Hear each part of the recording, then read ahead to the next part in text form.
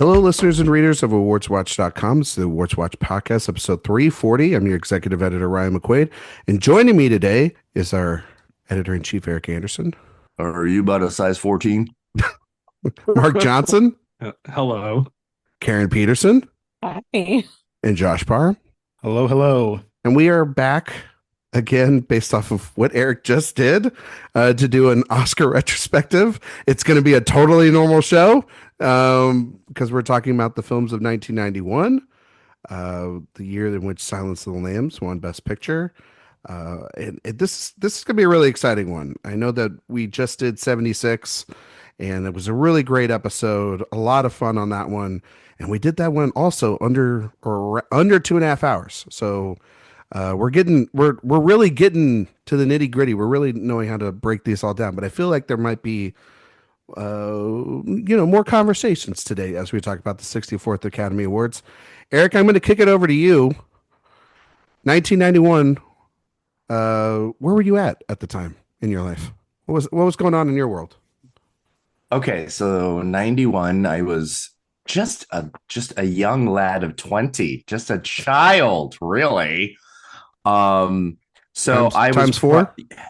I was probably doing some very questionable things. That was a period of my life where all my bad girl streak was tearing it up. But I was also watching movies and really it was the beginning of kind of taking movies seriously as a hobby that sort of was going to become much more than a hobby. Karen, 1991, 92, March 30th. So for all those people that want the Oscars to be in February, this was March 30th of 1992. Great ratings, 44 and 0.44 million people watched this Oscars, 3.5 hours long. Karen, did you watch this Oscars? Do you remember watching this one? I sure did. That was, I was one of those 44 million people. What did you think of the ceremony? What did you remember from it? What do you remember from the film year? The most specific thing I remember is Billy Crystal coming out in the Hannibal Lecter like costume. I very distinctly remember that entrance, but I remember, obviously this was the first animated film nominated for Best Picture that year, and that was a big thing. I was in high school, and Beauty and the Beast was one of my favorite movies of 91, so I was so excited for this moment. And I was also young enough that I actually thought it stood a chance against a movie like Silence of the Lambs. So I was still very, very naive, but, and optimistic and hopeful. But, this is actually probably the first year where I had seen a lot of the movies that were nominated before the Oscars happened. I was in the sort of the same boat with Erik, where this is where I really started to take this seriously, to take movies seriously. I mean, I saw a lot of the definitely far removed from Oscars, but looking over what was nominated that year and just all the big movies that were talked about, it's actually, I look at this and I realize now this is kind of the year that started it all for me. It's such a big year, as Karen mentioned. We had a lot of firsts, Mark. We had the first animated film nominated for Best Picture. John Singleton became the first African-American to be nominated for Best Director. Diane Ladd and Laura Dern were the first mother-daughter to be nominated in the same year. And yet we have something that we haven't had happen since this night, which is the Big Five. We have not had a Big Five winner since Silence of the Lambs, that makes this episode even bigger about also any wins that we take away potentially. If we're going to take away any wins from Silence of the Lambs, you're taking away the one of only 3 Big Five winners. Mark, where does Silence of the Lambs rank for you amongst those Big Five winners? And do you think that it deserved it at the time? So rank it amongst It Happened One Night and One Flew Over the Cuckoo's Nest? Correct. Oh my. It's not an easy challenge. No, Yeah. that's not. I'd probably say second. I'm a huge fan of One Flew Over the Cuckoo's Nest, so I'd probably put that ahead of it. But all three are in my top 100 favorite So films of Mark all just time. said So It Happened One Night, terrible, because he put it at no, three. I love It Happened One Night. It's a great movie. Just kidding. Josh, I wanted to ask you about the Big Five, and maybe anybody else here also that wants to say their answer after Josh. Josh, we haven't had one, like I said, since 91, 92. Do you know, or do you have a film that you think was potentially close in the last, what is this, 35 years that you think could have won the Big Five? Like based off of the nominations that it got? Sure, based off nominations, then based off maybe the wins that it did win. You know, I mean, it's very rare. Yeah, we really haven't had anything that has felt really in that position to do it. I mean, but obviously the Russell movies, like either Silver Linings Playbook or American Hustle, like, I mean, I kind of feel like those might have been in the conversation, like a little bit if they were a little bit stronger. But yeah, it doesn't really feel like we are in an era right now where the Oscars are looking to reward movies in that capacity anymore. Well, I have an answer, and I do think that I think I do too. because based off how you think where Anthony Hopkins belongs in this category, you could possibly category fraud somebody. I do always think that, like, if based off of the wins it won on the night, the passion that it had a couple of years ago, if Ki Kwan was put in Best Actor, that totally would have won the Big Five, and it would have won even more than just the Big Five because it won editing and Jamie Lee Curtis. Like, that's the type of thing that it could have possibly had.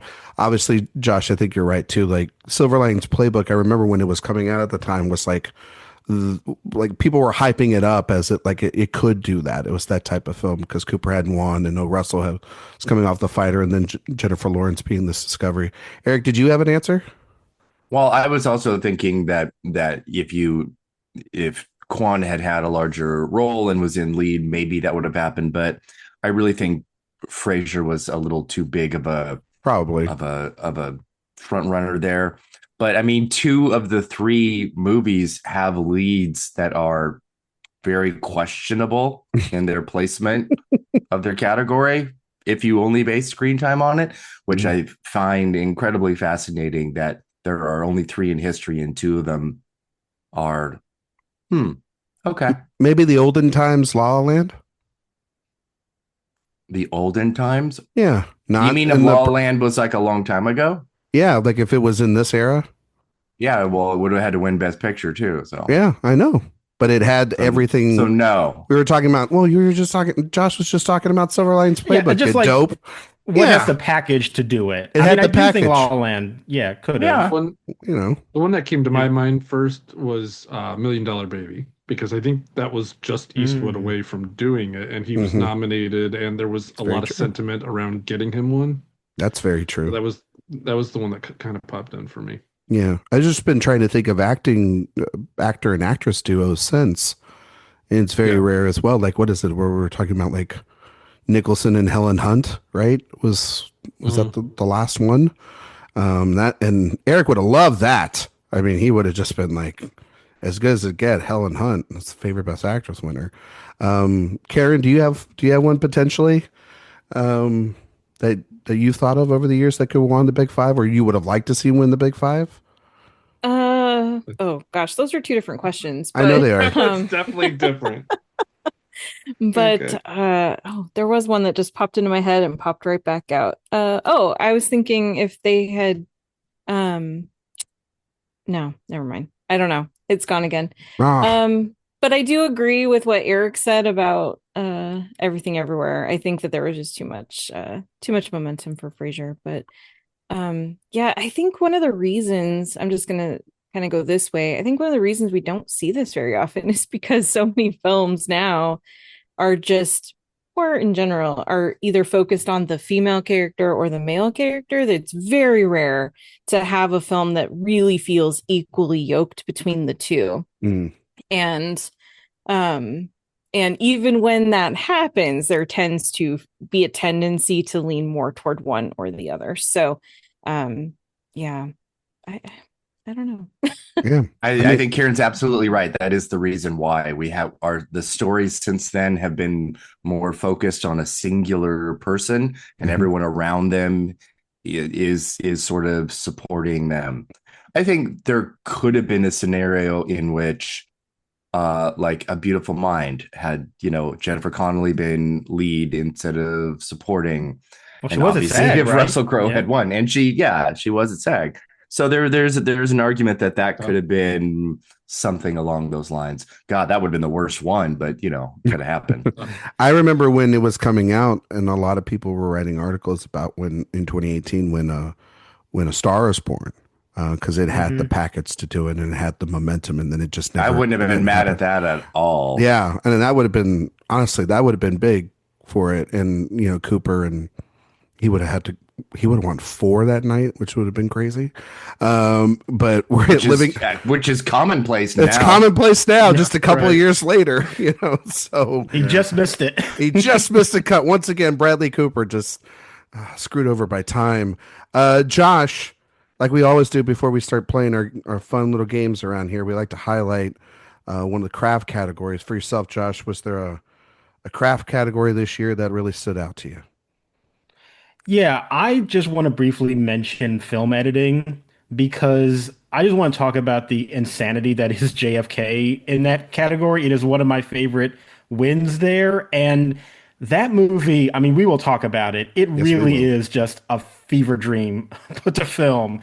And it really almost acts more like an art house movie, just with how experimental and daring that film editing is. And I just think it is an incredible experience to watch. Like, you really do feel like you are inside Oliver Stone's coked out conspiracy brain. And the fact that it manages to present that in a way that is chaotic, but also that you can follow it some way, it's just amazing. I love that win so much. And it's just got this momentum to it, that movie. Like, it's 3 hours long and it doesn't feel like it because it's just throwing everything in the kitchen sink of crazy at you left and right. You know what I mean? So, yeah, no, totally I agree with you, Josh. Karen, is there a category that you saw that you'd like to highlight? Yeah, in 1991, as I mentioned, my favorite film at the time was Beauty and the Beast. And I have to just say the original song category that year was 100% for me. It's got 3 songs from Beauty and the Beast, and then it's got When You Are Alone from Hook, which I know a lot of people have a lot of opinions about Hook, and I'm sure we'll talk about some of those today, but I think that's a lovely song, and I like that it's there. And then Everything I Do It For You from Robin Hood, Prince of Thieves was like the song of the year. It was big. It was everywhere. And Yes. I am so tired of that song now, but at the time it was like the best song ever. And so that music category, every song there was for me. So When we used to write hits that came from movies, now we don't have that exactly. anymore. Mark, for yourself, category from below the line that you really wanted to highlight. Editing is a perfect pick there, I think. But visual effects, I think Terminator 2 was one of those groundbreaking movies, and I still am amazed by it when I see it with the T-1000 turning into liquid metal, and I guess that's what I would shout out. Erik. I want to piggyback off of Josh's editing for JFK because its win for cinematography also incredible, and those two only work together and it's in the most symbiotic way. The cinematography has like so many different film stocks and 16 and 35 and black and white and just a million different ways that this movie is shot, and the way that it is in concert with the editing to make sense, but also, like you said, to be in Oliver Stone's coked out brain it almost just like exists totally outside of Stone, and Robert Richardson and Peter Scalia and Joe Hushting just kind of were like, okay, we're going to make a movie here. And they made the movie. I agree with Erik. I mean, even just take out the JFK win aside, which is a wonderful win in cinematography.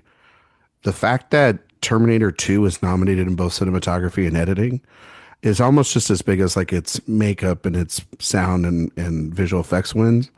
It just kind of for a modern context, Blade Runner 2049 itself, where it's in all these tech categories and then just couldn't break through over the top, which is a real shame because like this was the movie of the year in terms of the box office. When you look at it, like domestically, it made 204 million here in the United States. That was tops. And so yeah, and it's a great movie and probably maybe could be in director. Might have to have that conversation later today. And that's saying a lot for me as the converted James Cameron skeptic over the last couple of years to thinking that this movie absolutely rules. One of the most rewatchable films I think ever on television, and when I was growing up was Terminator 2, and I still don't understand how I was able to watch it like over and over again because it's an R-rated bloody action movie. But anyway, yeah, I'm excited to talk about this now. We're going to do the top 8. We're going to do our shoulda, coulda, woulda game. If you have not listened to one of these before, if you didn't listen a couple weeks ago, which you heard, Jay just absolutely obliterated himself throughout that entire episode. But if you want to hear the fun that we usually have on there, go and listen to that one. But what we do is we go into these top 8 categories here at the Oscars, and we have up to 2 replacements in the screenplay categories, the acting categories, and directing. Now, in picture, since we have 5 films nominated this year, we can replace up to 3. We do not have to replace anything if we don't want to, but we have those replacements. Once we do go through replacements, then we vote on a group. Sometimes we keep the winners, sometimes we don't.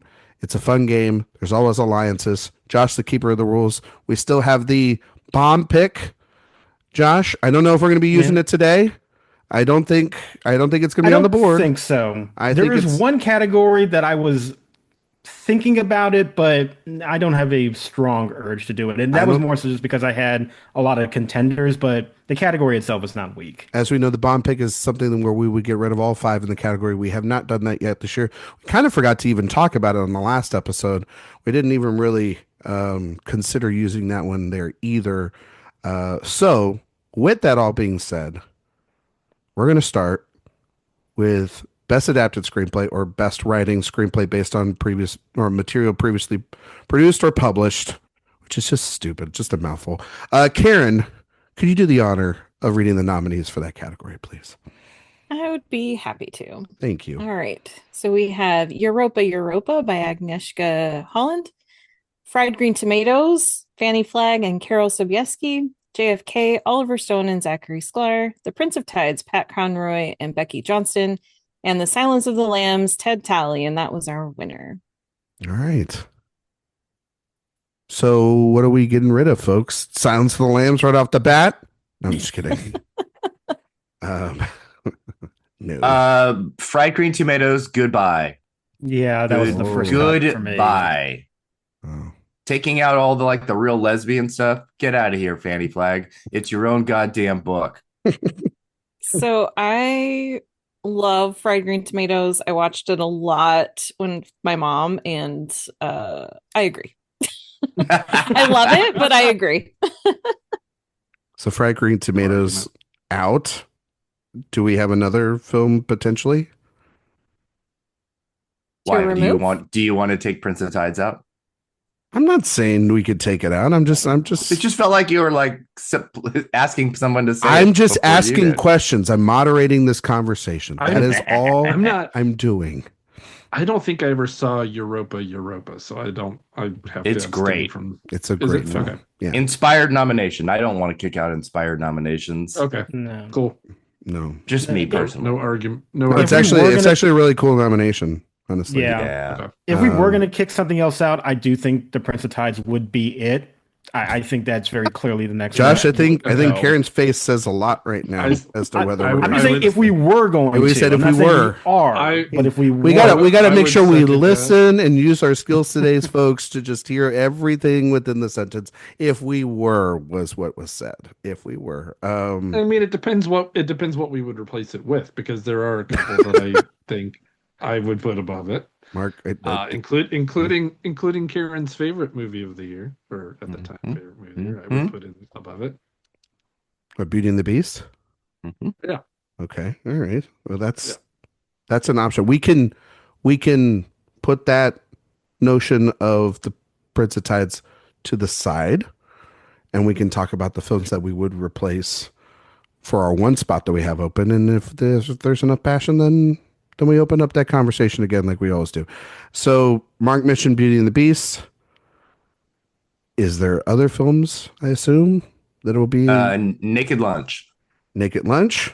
Yeah, that's one for me. That's one for you. I mean, Terminator 2 Judgment Day technically counts. Yeah, that would be adapted, wouldn't it? It would be adapted because it's a sequel. I would not personally advocate for that. I'm just throwing it out there. I have a hot take that I don't think Terminator 2 was as good as Terminator 1, though. That's just my personal opinion. I'm with you. I love both, but I'm with you. I think Terminator is. It's just the same as the Aliens thing. It is. You're going to have I prefer Alien. It's the same thing. It is, but also I just think the story to T2 was dumb. I think it's just really stupid.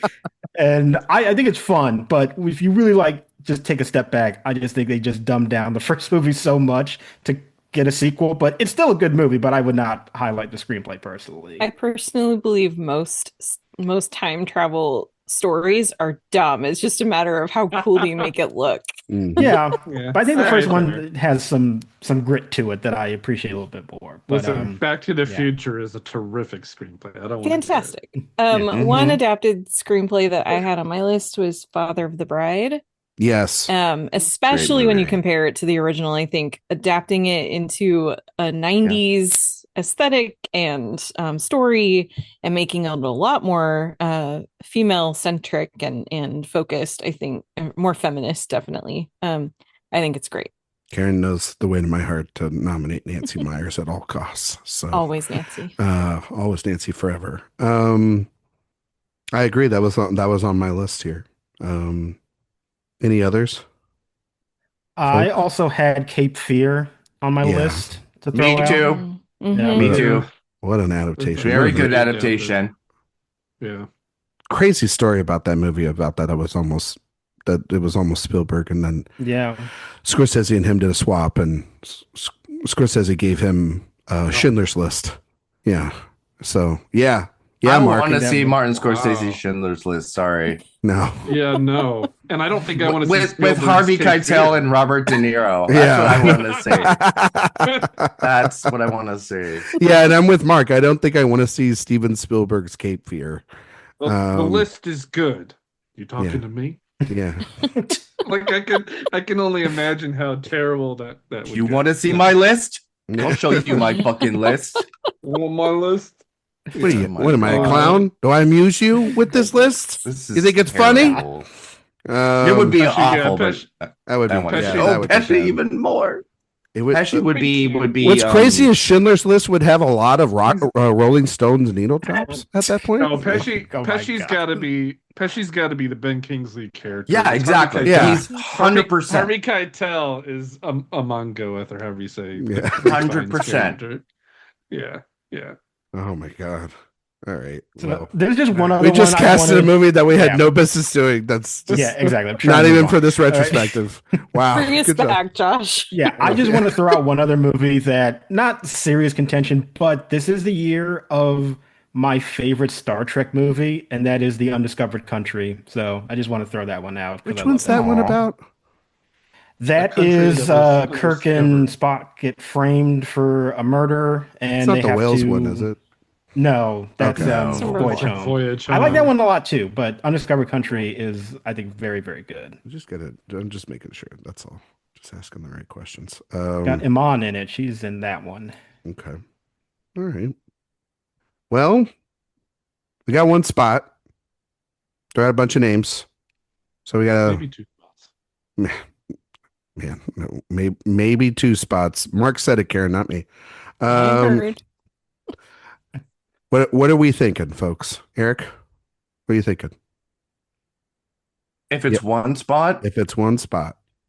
I mean, here's the thing. I would probably advocate for Cape Fear, but Hmm. I don't know. I'm passionate about any of this. I'll just be a vote for somebody if they really are. Look at you being an ally today. Look at you. Uh-huh. Um, I It's called mean, building alliances for later, Ryan. that's Mark sure. knows. You better hope that it works out for I'm you. aware. Okay, I'm gonna say something that's gonna make life a little bit easier for people. Mhm. Given the screenplays that we have talked about, I think that several of them are better than The Prince of Tides, and I'm okay with that. I would go Acknowledging that. if we got Prince of Tides out. I would like Father of the Bride in. That's how I would like that. And then I could go Cape Fear, honestly, as the other one. Those were the two I was thinking. Yeah. Really? No Beauty and the Beast? Oh shit.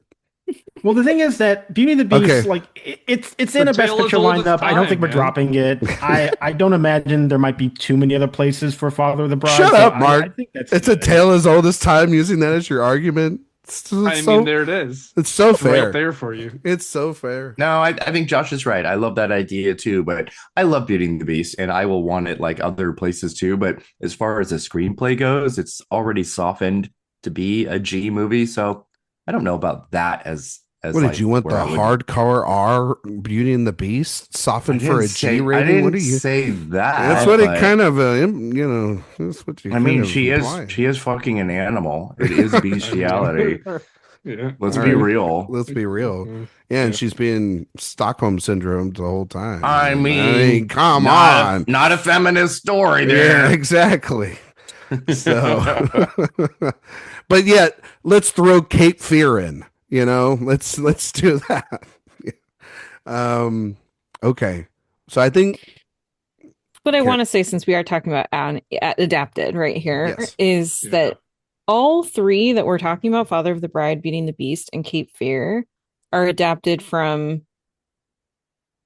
well, particularly Father of the Bride and Cape Fear, adapted from well-known films from decades before. yeah. And both of those, the originals are good, the adaptations are brilliant. Mhm. And I just want to take a moment to recognize that, like, those two, I think the scripts are a lot of, and the performance, there's a lot that goes into why they're so great, but I do think that those scripts are really, really excellent. So I would There's- advocate for Father of the so- Bride and Cape Fear. So Yes. I need to advocate for something real quick. I thought it was original, but I just double checked and it's adapted. So Okay. this is gonna have no shot, but I have to mention it Comes the dad it is pick. It is one of my favorite guilty pleasures of 1991. Do you guys remember the movie Shattered by Wolfgang Peterson? I think it was Tom Berenger. Yes. I Where actually he- really loved I don't wanna- Shattered at the I time. love Shattered. Oh my That God. car crash at the Yeah. man. That was The really story great is at the time. incredible. That was Yeah. Wolfgang Peterson? I think it was Wolfgang. Did I say Peterson? Wolfgang, wasn't it? It's not Wolfgang Wolfgang Puck. Puck. Wolfgang Peterson is the I got director. my I just didn't Wolfgangs. realize. Yeah. Okay. He adapted it from Huh. the other guy, Richard Neely. I think it's the guy. That is a really So fun anyway. movie. It But is I would so not- fun, I and would it not is put all it about under, the but yeah. screenplay. Okay, all right. Yeah. Well, at least I just wanted to get it out there because I love that movie so much. I haven't thought about that in 35 years. So okay. Uh, Well, are we taking off Prince of Tides? Yes. It kind of sounded like we Sounds were like we are. to do Okay. both Father of the Bride and Bride Cape and Fear. Cape Fear. Is that the we got move? Karen's blessing. We're good. Yeah, we're good there. So I I think know you Cape. guys all wanted to. I mean, I would have been. We I would have literally been. we're not going to do it unless you say Honestly, yes. So- Karen, I would have also been like. I mean, I'd much rather die on a different hill. So Okay, that's fair. All right. So JFK, Europa, The Silence of the Lambs, Cape Fear, Father of the Bride. That's a good lineup. Yeah. It's a good 5.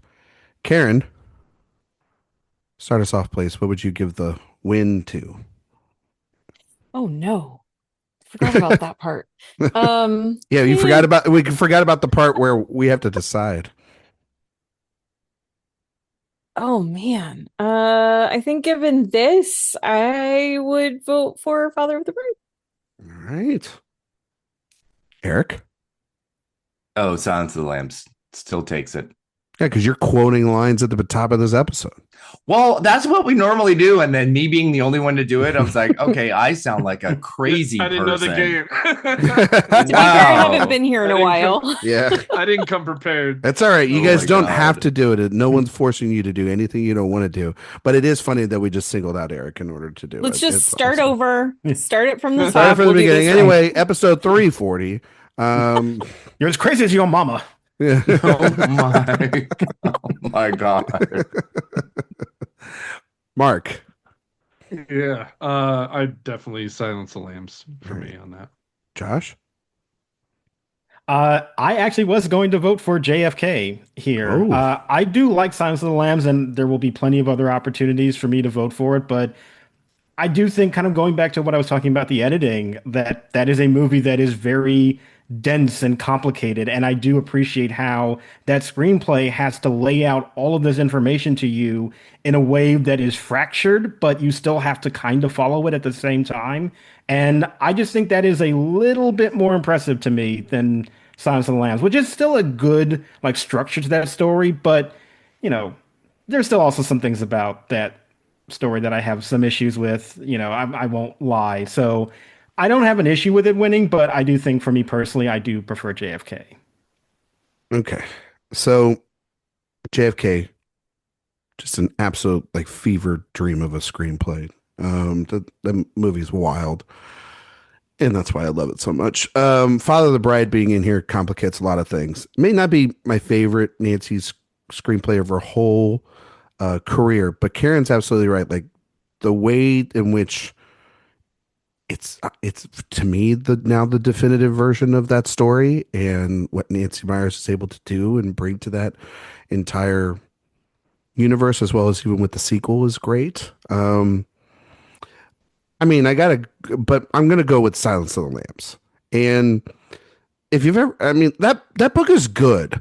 That book is good, and the Thomas Harris novels on a whole are up and down, and they're very airport novelty. And to be able to be the best version of this, and we've seen multiple films, we've seen a 3-season television show, and this story is at perfect. And yes, it does have some things that don't age well in particularly, but it's still a classic. It's one of those best screenplays ever. And just those moments between Lecter and Clarice that we'll talk about are just some of the most iconic scenes ever. And it's all about the dialogue and then Demi's camera and that direction throughout that film, when you really think about it, along with those great performances. So Silence of the Lambs keeps one of its Oscars. We'll see if it keeps the rest as we go on. Erik. Yes. I'm not going to say the whole thing. Just say original screenplay. Original screenplay. Best writing screenplay written directly for the screen. And I'm glad that they simplified this down the road, because this is I rewatched the entire 64th Oscars this morning, the whole thing. And Really? Wow. Yeah, great show, by the way. Yeah, Mostly. Yeah, it is. But yeah, so Angelica Houston and Robert Duvall gave the screenplay awards, and like in the copy, they do original screenplay first, and then they do adapted, and the copy was like, yeah, original screenplay is great, but adapted so much harder, so this is such a better category. And I'm like, that's really rude. It's a terrible thing to say. What, Duvall said that? Well, yeah, but it was part of the, of the banter. Honestly, and the good for him. So a writer told him to say that. Very much so. It was so funny. All right, best writing screenplay written directly for the screen. Our winner, Thelma and Louise, Boys in the Hood, Bugsy, The Fisher King, and Grand Canyon. I didn't read the names. I should have read the names. No, Karen didn't read the names. It's fine. Yes, she did. too. Karen did Oh, read the did you, names. Karen? Yeah. Oh, Yes. well, now No, I'm but just- it makes sense because original screenplays like nothing compared to adapted. So those writers, they don't deserve it. Clearly. Exactly. I'm They just don't need to following read their Robert names. Duvall's Yeah. lead. yeah, it's just Who like, gives a fuck? fuck them, like who cares? Okay. Well, I mean, there's one easy one. We can get rid of Grand Canyon. Grand Canyon is a great movie. Sure. But I haven't outta seen here. Grand Canyon. I have to Out of admit. here. You're Yeah, like, I have like 1, 2, 3, 4. I have like 5 movies okay. that I would replace all of these with, except for the winner. Wow. You didn't get rid of Boys in the Hood? All right, maybe not. Okay. Well, nope. We're going to take you on your previous statement. You would get rid of Boys in the Hood. That's what you said. I would get rid of Bugsy, The Fisher King, and Grand Ooh. Canyon to make room for what I want. Oh, The Fisher King. I like Oof. Fisher King. Bugsy. How are we at with Bugsy It's fine. as a group? I remember so like boring. nothing from it. Yeah. Karen, what'd you say?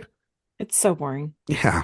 Like, it's not a movie that has, I mean, I remember at the time it being like, I remember the conversation around it. I remember thinking it was like this kind of elegant movie at the time, but I rewatched it again a few years ago for something I was writing, and I was just like, this does not hold up at all.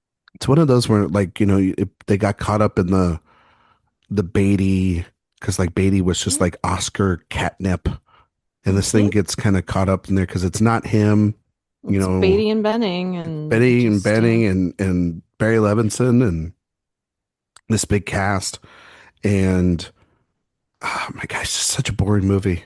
It really feels is. like a movie. It's like we should nominate this because we normally do, right? Like we should give it a ton of nominations because that's what the Oscars are supposed to do with this kind of film. Because of the people but on it's paper, not really Yeah. because of like the merit of the film, Like I don't think it's a bad movie. It's just very. It's not bad. It's just that we had LA Confidential a few years later, which was really like a good version of this kind of thing. like a And great Beatty's, version. I really don't like Beatty's performance as Bugsy Siegel at all. I mean, so over the Bugsy top. Siegel is a Ashkenazi Jew, and Warren Beatty plays him like the dumbest capital I Italian. It's so bad.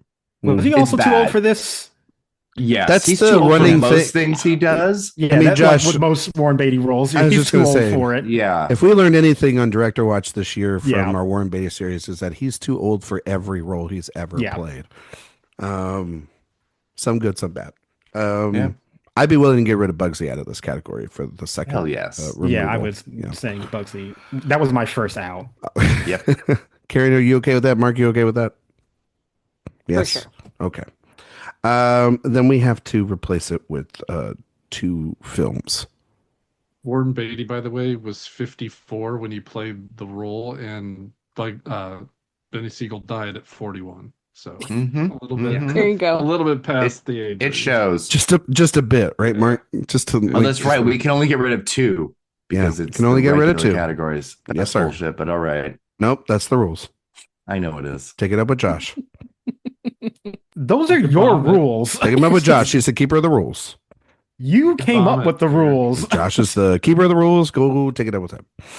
I think we should get rid of 3, but if we only have 2, it just makes it harder. Nope, you just like to bend the rules. Those are the rules. And Josh is the keeper of them.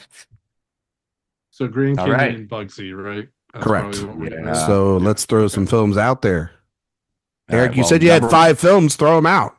I do. Number 1 is my Own Private Idaho. Yeah, absolutely. Good. That's the reason I'm here. So yeah, that is I feel number like you 1. say that once every retrospective. This is the No, reason. that's why I I'm said here. I had to. Because I just knew that That Josh meant would on this also planet, not this support that. episode. To be So fair. I needed to make sure that Josh and I had a solid base to make my Own Private Idaho happen. I just want to say, as a reminder, I was in high school at this time, so I am 100% everything River Phoenix. So There you go. You've got an ally there, Eric. Can't wait for Yeah, coming up stay tuned. categories. Yeah. Okay. So that's And one. I That's one film. mean, I also have another that if I feel like I have to ride or die on, and that's Soap Dish. Mm. Oh, okay. Interesting. All right. Any other films? Or are we just gonna let Eric have the category? Oh, I have more, so please Okay, go yeah. ahead. No, you Okay. go. Right. This is again a dad pick because that's I think what I'm here to represent. Correct, But Mark. again, this era, I was 13 in 91, turning 14 later. Here we go. So this is a very formative year for me, and a lot of these movies really mean a lot to me, I guess. And so they may be cheesy now, but I loved City Slickers when it came out, and I think that's an original screenplay. I don't know, it was just kind of like wild and fun and cool and funny. So again, starring Jake Gyllenhaal. So of course I like City Slickers. Really? Yeah. Oh yeah, he's his son. That's right. Yes. So There it is. I love everything Billy Crystal. So City Slickers would be what I push for, but I'm not overly passionate about it. Just it's a great year. Okay. Billy Crystal making like 10 Jack Palance jokes completely I remember off that. the cuff. Yeah. Absolutely incredible. Yeah. After the push-up thing, every time he would come back from a commercial break, it was Jack Palance just bungee jumped off the Hollywood sign. It was over and over. Absolutely just why he's like such a great host. Yeah, he's the best. Barton Fink. I was just about to say Barton Fink.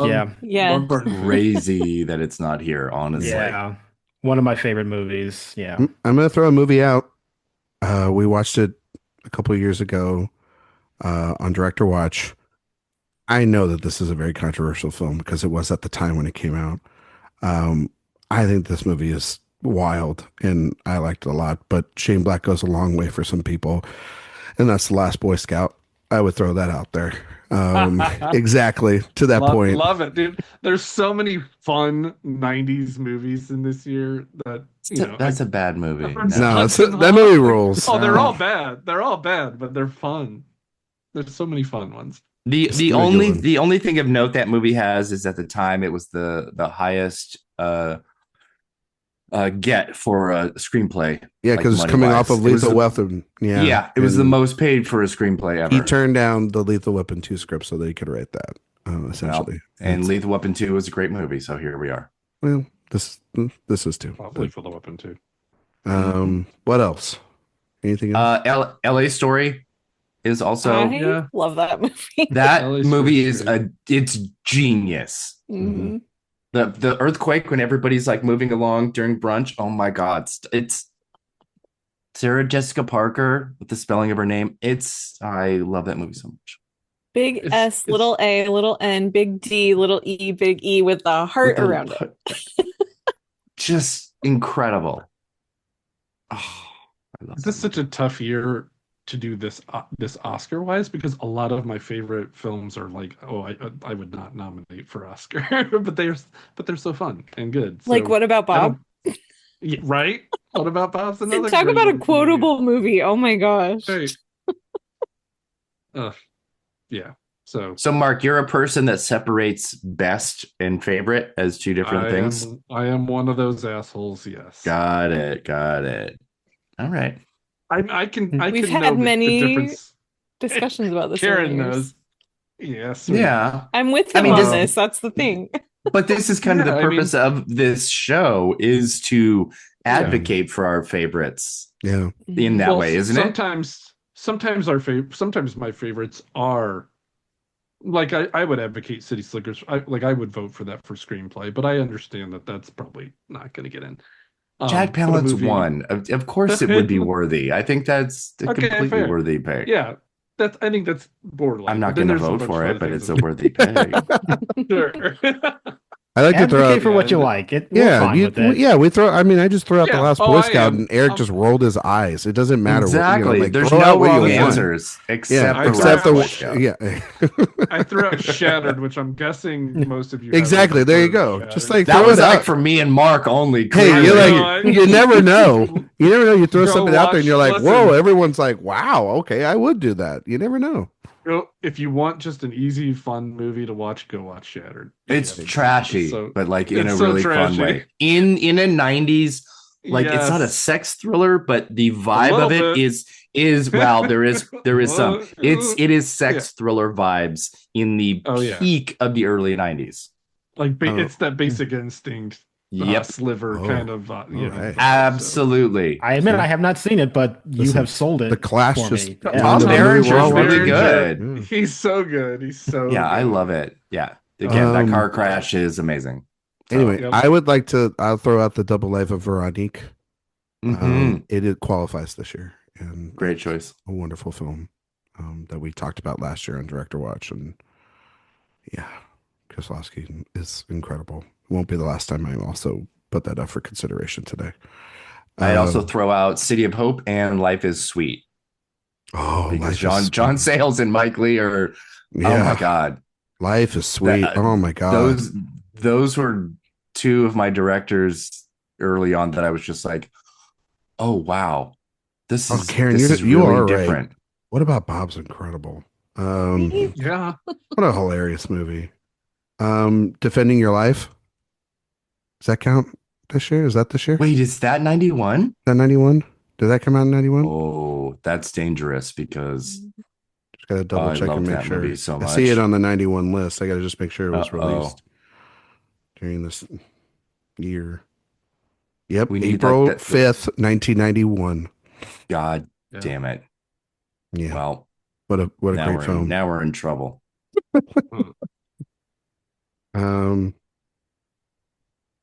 One False Move.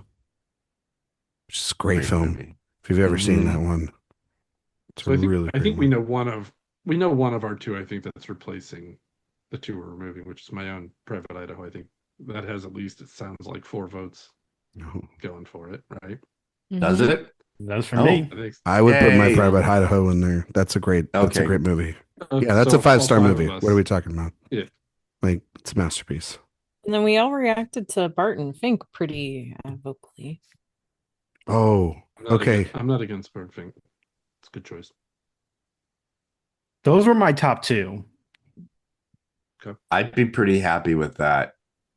I just gotta say, okay, this movie has no shot in this category. No shot. But I gotta talk about it because it's 1991. Yeah. And it's the year that Denzel Washington and John Lithgow made Ricochet. And it is one of the wildest fucking movies I think I've ever seen. Ooh. If you've seen this movie recently, like, holy fucking shit. Like, I was watching this movie, I think about 2 years ago when we were doing a lot of Tony Scott and we were watching a lot of Denzel between me and Jay. I think we were texting back and forth each other just in separate viewing experiences of just how wild and insane that movie is. I mean, there's like a Aryan Brotherhood, like medieval battle in the middle of the movie in the prison. Just one of the wildest quote unquote crime movies. And again, to Mark's point, they don't make movies like this anymore, where it's just like a random movie that comes out in the middle of, the year and it's got Denzel Washington. It's completely deranged. Highly recommend you all watch it and give it a shot if you want to see it. It's an insane film. It's dumb as hell. It is so dumb, but yes, it is dumb as hell, but it was fun. It is fun. I'm not gonna lie, it's fun. I have a question, and this may be not the time to ask about it because I would definitely not pick it. Like, it's really not a screenplay movie, but just since we're on the subject of 1991, one of the movies that was super popular that year, I'm just curious what you all feel about Backdraft. Oh, I love Backdraft. It's a very fun movie. I love it too, actually. Oh, okay. All right. I love it It's too. been a long time since I've watched it, so I'm like, gosh, should I revisit that? No, it's good. Billy Baldwin was really hot in it, and he was. That's true. Yeah, they showed it last year on 70 millimeter in Chicago, so it was actually the first time I'd ever seen it. That's an absolute stack cast too. Yeah, it's a incredible cast in big and small roles. Kurt Russell, William Baldwin, De Niro, Sutherland, Jennifer Jason Leigh, Scott Glenn. Yeah, it's loaded. Cast. Oh my gosh, I forgot De Niro was in it. Yeah. Yeah. This is insane. He's in so many movies this year. Oh my God. He's in a lot. Needed the check. All right. Let the man work. All right. No, I love Backdraft. It's great. That's a good movie. It should have been in production design this year. Yeah. Okay. I agree. We My Private Idaho's in. Mm-hmm. Are we going with Barton? I don't think anything's gonna have like more than a stray one or two other than Barton Fink. Yeah. Right? Yeah, because City Slickers, I'm but not collating, or I'm alone. getting an alliance for Soap Dish or so yeah, That's okay. Yeah. maybe LA Nobody's- Story, but no, I think nobody's- Barton Fink. Nobody's rallying Between around those City two, I Slickers. would go Barton Fink, but Yeah, I do that's- love LA Story. Yeah. And I love It's City just- Slickers, Mark. I'm not ignoring you. Yeah, yeah. Okay, all right. Point Break? Same. No? Okay. Just saying. No. Double Keanu movies? No? Okay. Maybe in another category. All right. I love Point Break. Point yes. Break is great. Movie rules. So Okay. Well then let's do Barton Fink. Let's do My Private Idaho. Along with the Fisher King, Boys in the Hood, Thelma and Louise. It's a good lineup. Ooh. Eric? It's 4 out of 5 is good. God, here we go. I mean, this is actually really hard because I love Thelma and Louise so much. I know. And If you don't vote for it, you don't like women. It is shut up. I like gay people more than I like women. Sorry. Oh, Sorry. we got it on tape finally. It's on. Finally. It's on the Run to record. the press. No, it is such a gorgeously written screenplay, especially Gina Davis. My God, what an arc does she have? But My Own Private Idaho just speaks to me way too much. Okay. That's my vote. Mark, I can second that. you can second that? I'd go with Idaho. Yeah. Why would you go with it, Mark? I'm not the biggest fan of Thelma and Louise. Surprise. I know. I like That's it. not Good. shocking, and you all know it. No, nobody should be shocked by that. But I do really love My Own Private Idaho. We all just like everybody was like shocked, and I'm Come like, on. yeah, You that's guys- the I'm- only I shocking shouldn't be, thing I heard today. Like, You guys know what's coming. Come on. You're like Gina Davis's husband has some points. Hey, the best thing Like that Thelma sandwich and wasn't going to Louise- make itself, you know. Come on now. come on, there you go. It's right The best there. thing Thelma and You get your Louise butt gave back here now, Thelma. Mark, you're going to say exactly what I think you're about to say. was- Just go ahead and was say. it. Brad Pitt. That's It's the Brad best thing Pitt. that came out of Thelma. and Louise They was gave Brad. us Brad Pitt. Yeah, Okay, all right. where I'm at. Wow. Okay, I'm gonna have to follow up that. That's great. Thanks, Mark. That's what I'm here for. Thank you, buddy. I like Thelma and Louise a lot, and I think it's easily one of Ridley Scott's best films, and those two performances are iconic. Boys in the Hood. Boys in the Hood's very difficult because I think that it's a great achievement, but there are other films centered around the same topic. Like we were talking about this with Menace Society in the Hughes Brothers series, that is a film tackling sort of similar issues that I find more nuanced than this film, but it's still a very important film. It's a very well written film, Boys in the Hood, even though it does fall on some tropes. It's still a great film, a very good coming of age film for the time too. But My Private Idaho and Barton Fink are in here. It's very tough every time you put the Coen brothers up against anybody because they're some of the best writers ever. But I'm going to go with My Private Idaho. I just think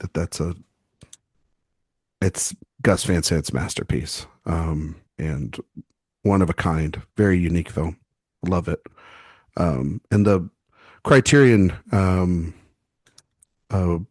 physical media of it is absolutely just great. Josh? This is very tough. And there is a part of me that actually really does want to vote for Barton Fink because I feel like that is a movie that kind of represents a phase of the Coens' career that I don't really see that much anymore, which is them just being really weird. And there's always been a weirdness streak in their movies, but they used to like really push it. And I don't really feel like we get that so much in their later films. And I really like that about Barton Fink. And I often find myself contemplating about what that movie is really getting at with its themes and with that execution. But I also feel like there's such a tenderness to my own private Idaho that I do also return to over and over again. And I think that emotion is what is going to push me ever so slightly in that direction. So my own private Idaho is going to be my vote. Aaron. Well, I'm glad that I don't have to break any ties. I will say that I will say that obviously I just said I love my own private Idaho. I love all things River Phoenix, especially at this time. But and I think that screenplay is phenomenal. But I'm also doesn't matter because that's the winner now. But I'm giving my vote to Callie Quarry. Gotta stick up for her.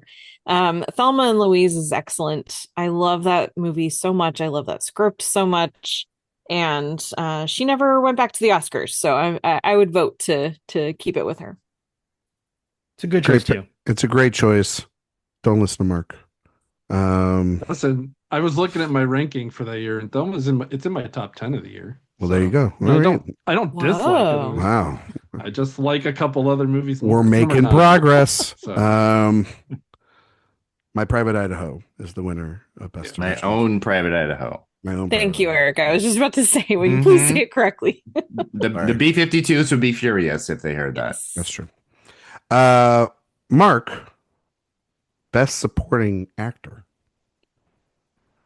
Ooh, this is the one I've been waiting for, honestly. So let me find it. Sorry. The actor in a supporting role, we had Tommy Lee Jones in JFK, Harvey Keitel in Bugsy, Ben Kingsley in Bugsy, Michael Lerner in Barton Fink, and the winner was Jack Palance in City Slickers. Wait, can we bomb this category? I mean, this was the one I was looking at. This honestly. is the one. I'm not against it. How many are you allowed? Are you allowed? All of them. It has to be all of them. It is one per year. But we only get one per year. That's the thing. If we use it, we can't use it for any other episode. Of this. And it is April. Oh, that's correct. Yeah, but we're gonna keep saying this, and then it's gonna be December, and we won't have a year that we want to do it. I don't know. I'm just saying this is a category that is mid as fuck. This is very mid, but there's other. And I got a lot of people that I could name. Yeah. Yep. Oh, I was thinking about it for this category. Always leave it up to the group. I'll advocate to do it as our. Yeah, I will. You want to push the button. I do. I want to Oppenheimer this bitch. Yeah, there you go. Josh. I kind of want to. I'm going to be honest. Like, there are performances here that I do like, but I don't know if I like them enough to want to push out everybody else that I have in contention on my list. Because, like I said, I got a lot of names, and I think because sometimes it's not just about like making the category that's bad and turning it better. It's about making it more interesting sometimes too. And if you've got enough people on that list to just make it a more fun category to talk about, I think that's worthy to go after as well. So yeah, I'm leaning towards wiping the slate clean with this one. I agree. Karen? I'm fine with it. Okay. Mark? Sure. All right. Okay. We have pressed the button. Nobody on there I'd keep, so. This is the earliest we have pushed the button in the game's history. Just want to put that out there. So that means that all 5 nominees are gone, including the winner. Sorry, Mark. Jack Palance is gone. We didn't even say the names. Yeah, you did. Did we? Mark said it. Okay. Shows that you're paying attention. I thought I had just like jumped ahead of the game. Well, Mark was talking, so you zoned out. So. Yeah, okay. Good point. Okay. We have 5 spots. 5 people right now to put up. To the rest of the team that's listening to this. Sorry that you can't.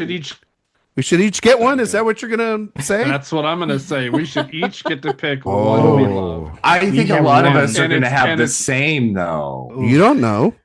Does anybody have only one pick though? There's no way. I have one that I am very. This is the category I was kind of curious if we could do this. So Okay. there's one I'm kind of. Well, it's up My to the group point now. is, we all have more than one to nominate. So even if somebody else picks one of mine, I still have True. others to choose from. Yeah. True. Good point. All right. For sure. Well, Mark, this is your idea. Why don't you throw out the person you want to nominate? Yeah, like your number one of Your who number you one. want to be in here. My number one is Anthony Hopkins for The Silence of the Lambs. Okay. Oh, shit. I was wondering Here if we were going to have this Here we conversation. go, folks. This is a double.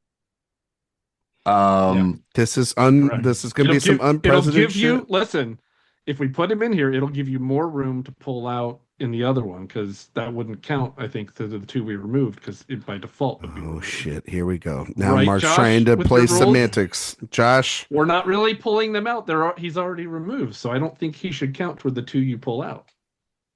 Just saying. I would agree with that as a of course you would agree I mean, with that. You want because- more things gone. Because in the past, we have stuck to basically like if you pull somebody out, that would count as like one of the replacements. But this is a unique situation because we've never used the bomb pick before a category swap. So I think the logic is there. I think the logic is there to do I think we're creating precedent here today. yeah, we would be. So Right. I think that But then if we did that, then it's not going to be the top 5 for Silence of the Lambs anymore. That is something to also consider. That's true. Mark is willing to get rid of the top 5. Oh, it already wasn't going to be for me Oh, even before this. Mhm. So. Oh, okay. Well, because Erik sucks as well. Okay. That's your pick, Mark? Yeah. Okay. That's his pick. Erik, your pick? Ted Levine, The Silence of the Lambs. Okay. Actually, I should have waited and picked something else because Too I'm bad. pretty sure You already said you it. were going to pick that. Wait a minute. That's not what I was Wait a going to pick. minute. No, that's not what I was The going to pick. advantage is going last here, by the way. That's not what I was going to Yeah, pick. it is. Yeah, it is. Karen?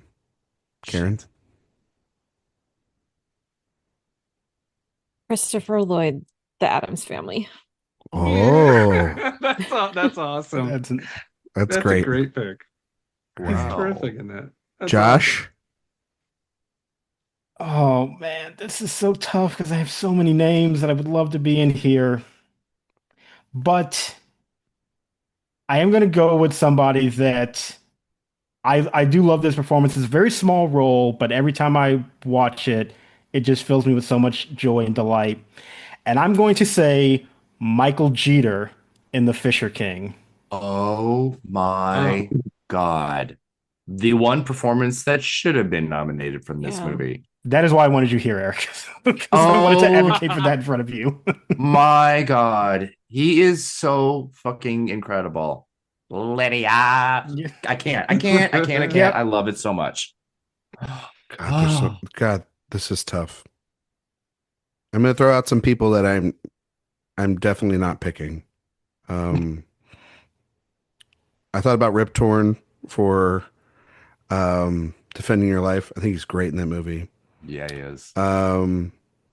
Obviously, Martin Short in Father of the Bride. He's on my list too. If we were going to put Harvey Keitel in the right film, it would have been for Thelma and Louise. Yeah, see, I think Christopher McDonald should be. But he's really Thelma good and too. Louise. But then also too, you could That's a great performance. for Brad Pitt in there as well. I mean, I'm stuck on two. If you want Mark happy, yeah, let's throw Brad Pitt in there. I really am stuck on two performances. It's really tough because I don't know if this performance is actually considered lead or supporting. I'll ask you guys: do you think Lawrence Fishburne in Boys in the Hood is lead or supporting? Supporting. Yeah, I would say supporting. Supporting. Okay, well then that just makes very, it, very much so. that makes it difficult. Cuba's, however you say it. Is Yeah. the lead, Yeah, yeah, he is. Man, if this was more open, then I would probably have Lawrence Fishburne in there. I got him in for The Matrix a couple of years ago. I think I'm okay with. Okay with that. That's awesome. I'm gonna go with if there was any performance in JFK that deserved to be nominated. Obviously, it's Donald Sutherland for his incredible So glad monologue. you said that. Yes. Wow. There's so many people from JFK. Well, yeah, I mean, like really, Joe honestly. Pesci doing poppers is something I'll never get out of my head. You know, I really appreciated the representation. You know what? You're welcome. You know, Them doing the little bunny hop like it was Easter. Around there. come on, a little short gay doing poppers. Yeah, who doesn't Like love my to whole see it? personality. The wig too. Okay, I mean, I'm not gonna say no. so we have Anthony Hopkins and Ted Levine and Mhm. Christopher Lloyd and Josh. Who did you say again? Michael Jeter. Michael Jeter and Donald Sutherland. Those are our picks. That's our five. Much better 5. That's a much better 5. That's Just saying. a great five. It's a great 5. Mark, who are you picking? So, while I want to move him to supporting, this is one of the all-time great performances. I don't think there's any way we could deny Hopkins, so I'm keeping it there. Yeah, I mean, if you're gonna, any category we were gonna put Anthony Hopkins in, it's in. Yeah, I mean, he's fantastic as Hannibal Lecter. Yeah, it's on timer. This is almost such a cheat to This do is this such now. a cheat. But good job, Mark. Way So to good, rig the so system. good. That's the only one I want. Anthony Hopkins, Silence of the Lambs. Josh. Yeah, it's Anthony Hopkins. He was probably going to win no matter what category he was in, but I'm actually kind of secretly glad he's in this one because it makes me feel better about the choices that I will make in Best Actor. So yeah, Anthony Hopkins would be my vote. So Aaron. I would not have voted to move him out of the Best Actor category, but since we're here, Sorry, obviously Karen. I'm going to let him keep his Oscar. I agree, Karen. I would not have moved him out either, but we didn't have the votes. And Erik. Okay, so yeah, There he goes. Yeah. I love Anthony Hopkins. I love Anthony Hopkins like so much in this. And I am glad that he's out because I think Best Actor now is open for something that I think there might be a majority vote on, and I can be pretty happy about that. You think? I do think so. I have no idea. I think so. I think so. Okay. The, We'll have that conversation in a the little bit. breadcrumbs, People at least. I the know. breadcrumbs have Yeah. been sprinkled and they are there. Okay. I love this lineup so much it hurts. It's just so much better than So much better. what we really got. Yeah. This is how the show takes 3 hours because This is because sometimes it takes me a really long time, but I also don't like dead air. I want to like just jabber on so that there's stuff something there. Yeah. There's something there exactly that to make wasn't you there ad before. read while you're making your decisions. Yeah, no kidding. Yeah. I mean, I am so tempted to say Ted Levine because I love him so. You already nominated him, and Hopkins has already won, so you can just say whatever you want. That Yeah, was do whatever you want. Doesn't matter.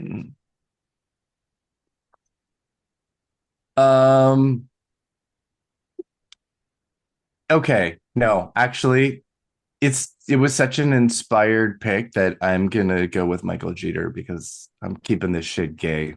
Okay. Great. That's a great I'm happy pick, to hear Erik. that. And Josh is happy to hear that. I just love that pick so much. Anthony Hopkins is still the winner, though. Through all that Fair. time waste. Hullabaloo, Yes. rigmarole. Rigmarole. Yes. Definitely indeed. Erik, I'm going to go back to you. Best Supporting Actress. Okay. Oh my God. I have a lot for this too. Mm-hmm. Best Actress in a Supporting Role. We had the winner, Mercedes Rule for The Fisher King, Diane Ladd for Rambling Rose, Juliette Lewis for Cape Fear, Kate Nelligan for The Prince of Tides, and Jessica Tandy for Fried Green Tomatoes. Blech. We could have honestly used it here as well. I'm just going to put There that. is one performance I would save from this. Yeah, Lewis. That's me it. too. Lewis, that's it. Yeah. The rest can go. So Go. I'd keep Rule in there too. I really like Mercedes Rule on The Fisher King. Yeah, Okay. She's good. All right, I so would keep that's 2 of them. She's definitely number 2. Yeah. who we getting out. Karen? No, let Karen stay. Come on. No, Ryan, not that's Karen. me. No, she's not leaving. I'm talking Wow. about. Thank you, Erik. Thank you. Yeah. Rude. God. Rude. Come on. Yeah, I would say Tandy and Nelligan out. Okay. I agree. Yeah. I don't want to take mom and daughter out. I don't have to. We're already. Yeah. Right. Well, we might. We'll have a conversation about daughter. We'll talk about that in a little bit. Yeah. But mom for now can stay, I think. Yeah. Okay. But like, I mean, even as much as I like fried green tomatoes, Jessica Tandy's performance, she gets in because she's the cute old lady. She just won. Yeah. Yeah. And it's not It because should have been she Kathy did this Bates. exceptional, right? Exactly. Ugh. But yeah. So and then with Kate Nelligan, I mean, I also really like The Prince of Tides, but that's not one of the performances that stands out to me. So I agree. I think that those are the two we're going to eliminate today. Okay. Mm-hmm. So Lad, Rule, and Lewis are left. So who are we replacing the other 2 with? I was going to throw out Jessica Lange for Cape Fear. It's really good. yeah. It's really good. Her original American Horror Story performance with that accent. Ooh. Mm-hmm. Incredible. I forget. Do we do voice performances? Yes, we do. Okay. Yes, we can. And Angela Lansbury for Beauty and the Beast, please. Yeah. Jerry Orbach was on my short list for supporting actor. We should have mentioned Oh him. man. Yeah. I only had one shot. I needed to use it for Michael Jeter, so. Yeah.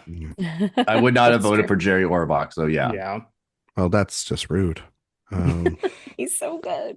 He's great. No, he's great, but no.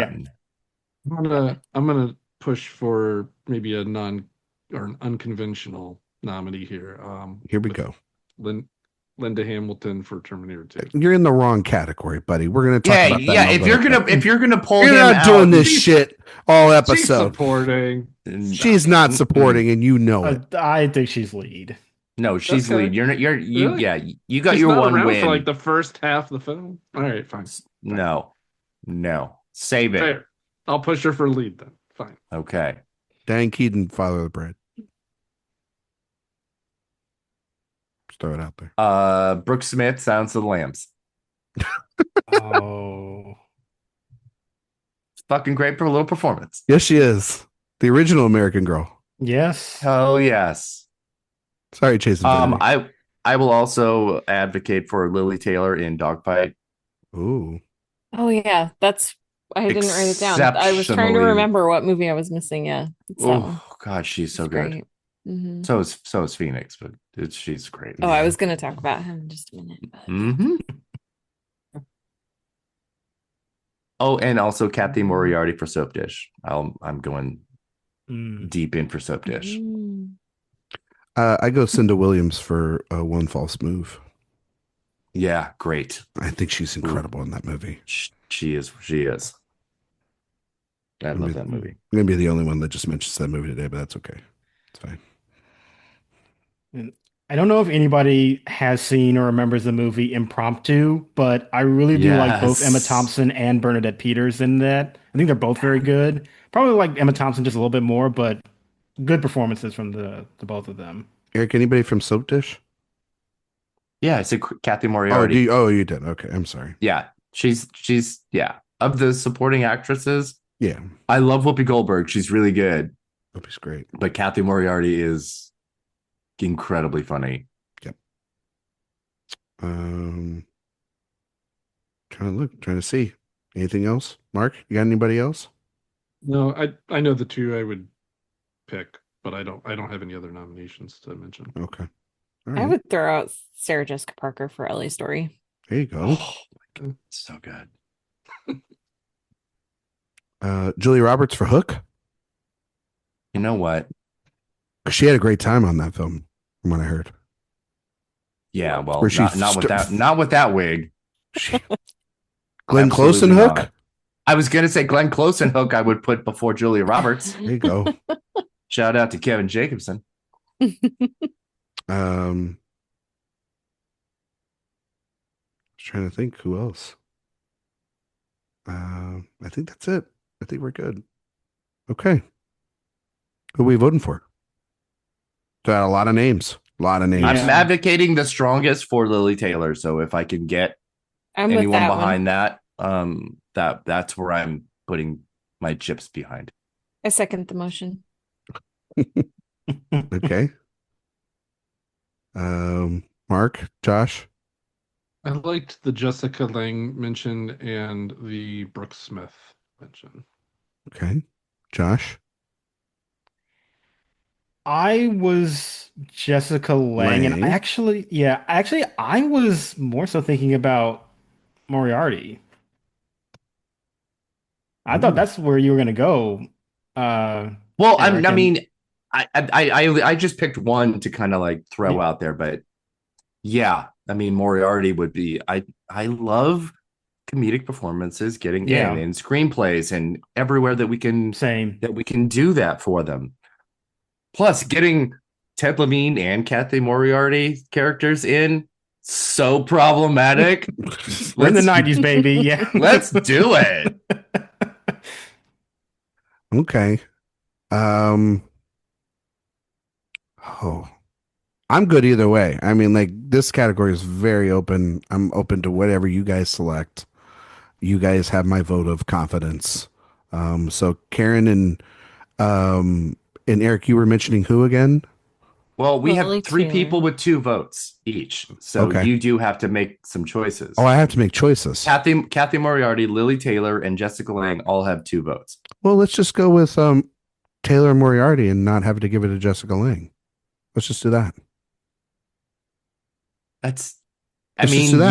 You're the or last. What does Mark say? Mark hasn't voted, have you? I said Lange and sorry. And Brooke Smith. Okay. Brooke Smith. Oh, that's right. Oh, you said Brooke Smith. Mm-hmm. Yeah. Interesting. She only has 1 vote, so if you vote for her, then we have 4. We have like 4 with 2. Yeah. That's right. Okay. Well, yeah, let's just do Taylor Moriarty, and we don't have to worry about Jessica Lange. She's fine. She's got a cozy life. She's won twice, right? You know. She has 2 undeserved Oscars. Yes. Sure. Yeah, she's going to be on the new season of Horror Story. She's got that Long Day's Journey into Night movie that's never going to come out in a million years. Like, that's not a that real movie doesn't exist. Like that. No. Talk about like when like they have the Killers of the Flower Moon image, or now the picture new is one. fake. Yeah, it's like her and Ed Harris. They weren't in the same room. That's AI at that point. Oh my So. God. Okay. Yeah, I'm worried about saying that movie doesn't exist because she won a Best Actress Oscar for a movie that doesn't exist, and I'm afraid we're manifesting that again. So it won't happen. You know. You say that. I mean, I don't want to tempt fate. She would join the 3 Timers Club. She'd join Sean Penn. So there you go. Oh my God. So we have Rule, Ladd, Lewis, Moriarty, Taylor. Those are the 5. Seems pretty good to me. I love that list. Erik? Pick someone. Okay. Oh, this is a little harder than I thought. I can get rid of Diane Ladd. That's not going to happen. I could probably get rid of Mercedes Rule, even though I do like her. So it's between Juliette Lewis and Lily Taylor for me. I think they're both really complicated roles and performances. I don't know, maybe points off for Juliette Lewis for wearing cornrows to the Oscars. Not a great look, but forgot about that. Holy but crap. you know, she did it. She did that thing. You're just mad she beat you to it. Oh my God. You know. Wow. Totally you would do it if you had the outfit. Wow. That's so rude. Oh goodness. I thought I was going in fully with like Juliette Lewis easy vote here. Yeah. But I'm going to vote for Lily Taylor. I think it's not a breakthrough, but it feels like such a breakthrough. I just love her. Okay. Mark? Lewis. Lewis, all the way. Karen. I'm having sort of the same crisis of thought that Erik was. Oh man. I really do think I agree the look was terrible.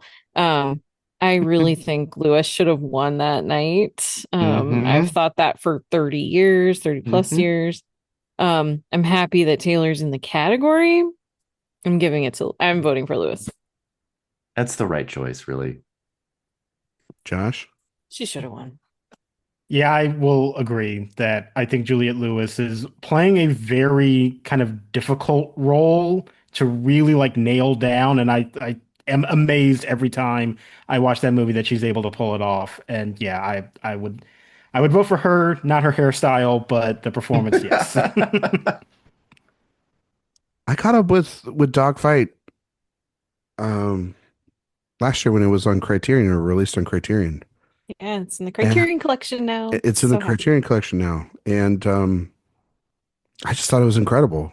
I think it's an incredible performance. And I was so happy that you guys mentioned her.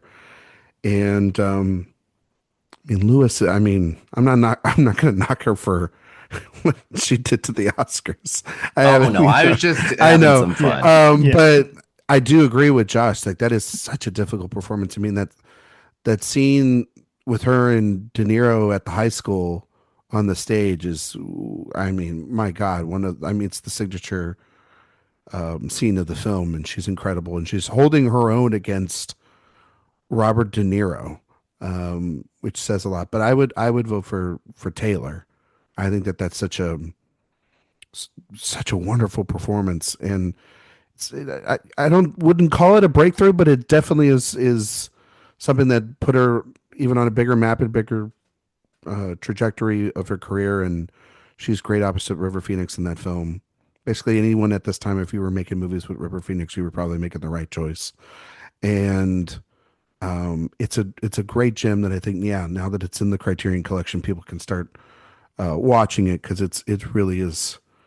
I mean, in a year where like there's so many films, like this one was a little bit forgotten, but now it's getting that platform. So, but Juliette Lewis is our winner.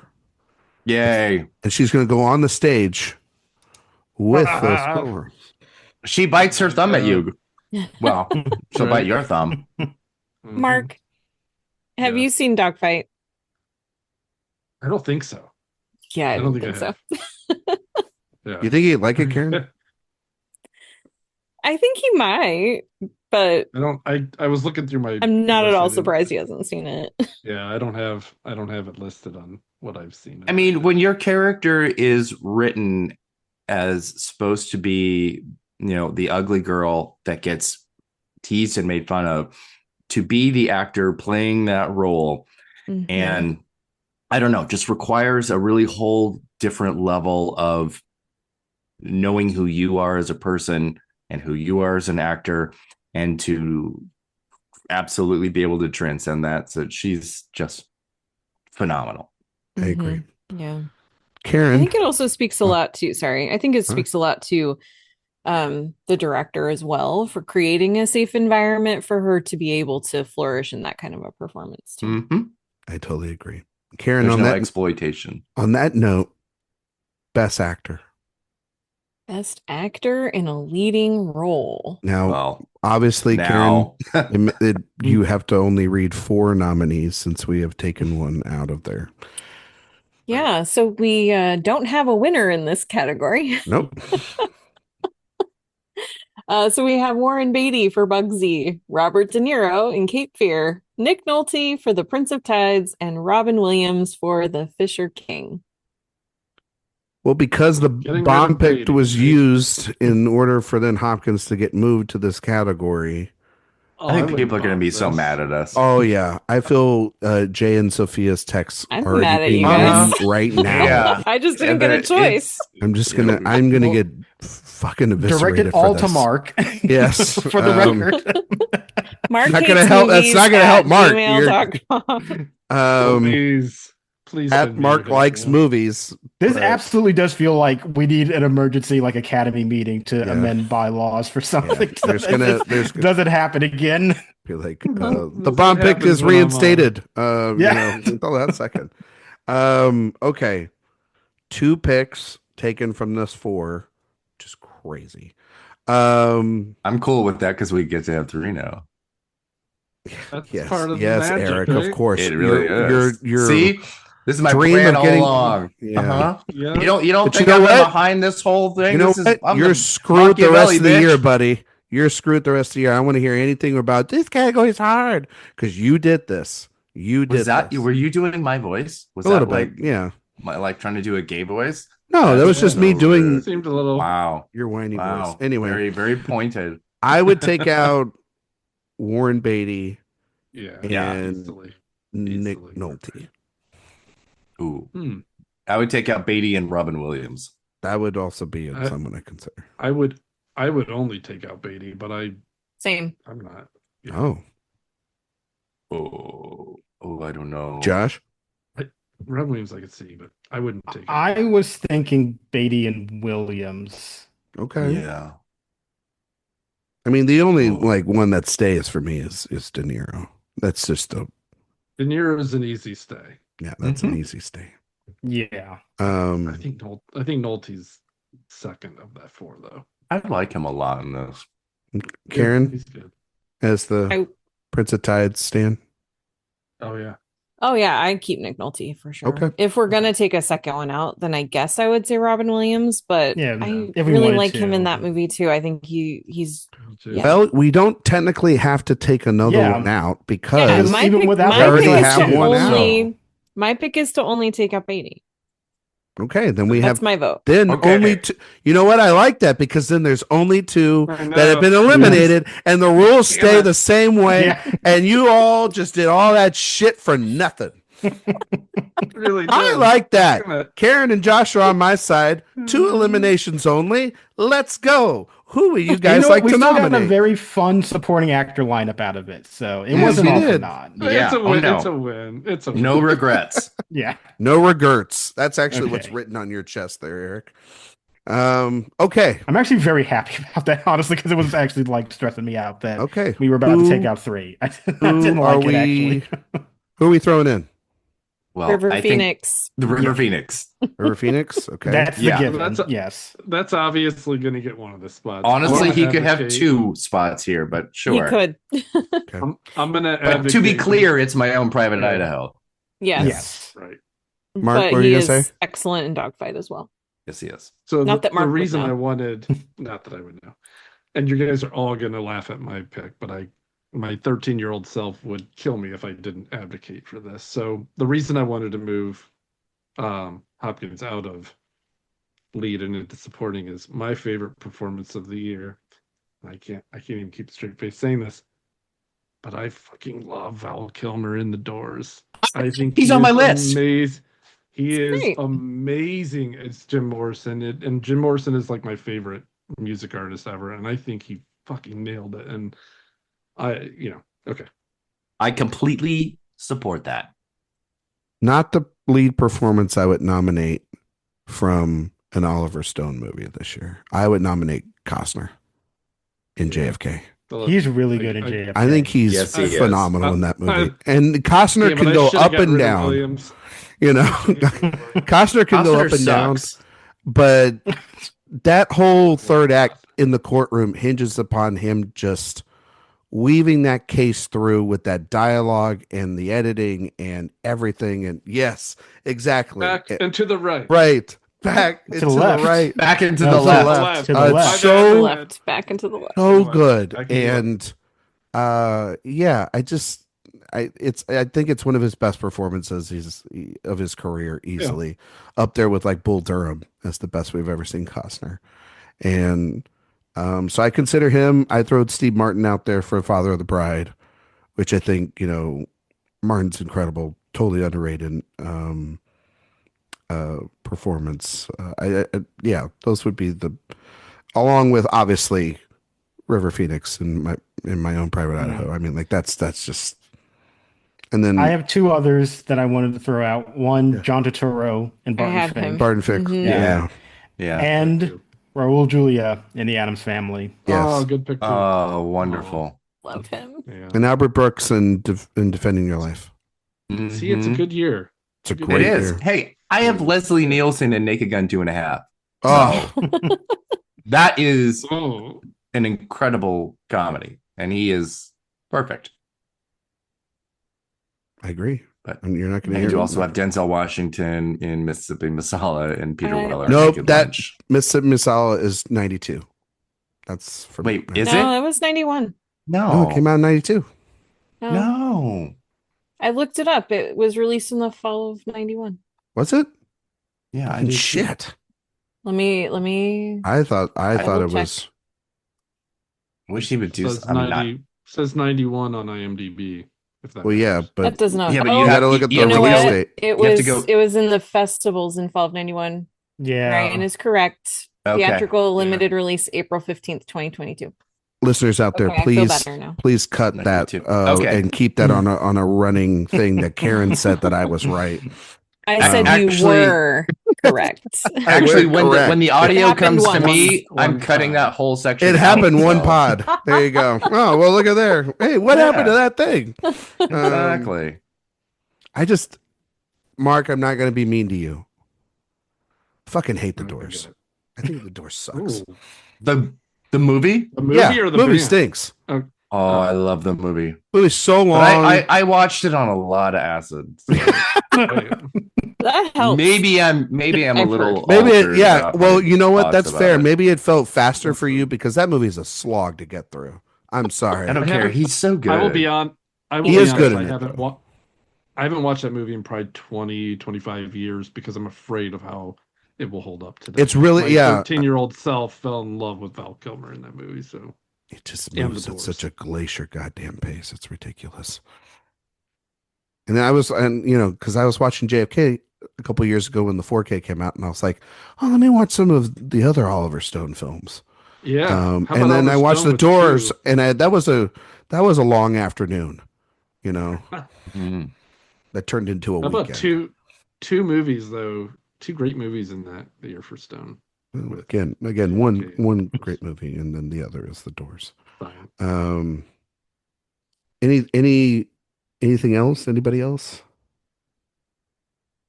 Anybody want to champion Macaulay Culkin and My Girl? No? He's Oh supporting. my. Is he Yeah, supporting? he's That's supporting. her story. Yeah. He fucking dies. Yeah. What Put about him in supporting with the B. Arnold T2? Oh my god. No, he's great. Yeah, in it. we'll pass on that one. Yeah, I'm not. Patrick gonna- Swayze I in Point enjoy a Break. lot of Arnold Schwarzenegger films. I would never vote for him for Best Actor for anything. Swayze in Point Break. I do. I mean, he's pretty but I goddamn think great in that movie. I feel like he's He's supporting. I would I say. don't Yeah. know. That's kind of borderline. I think. No, it's not. No, I that's think Keanu's he's story. supporting, yeah. Yeah. Yeah. Nobody brought him up earlier. We had one name in supporting actor. I know. Yeah. He would have been great in the 5, honestly. I don't know.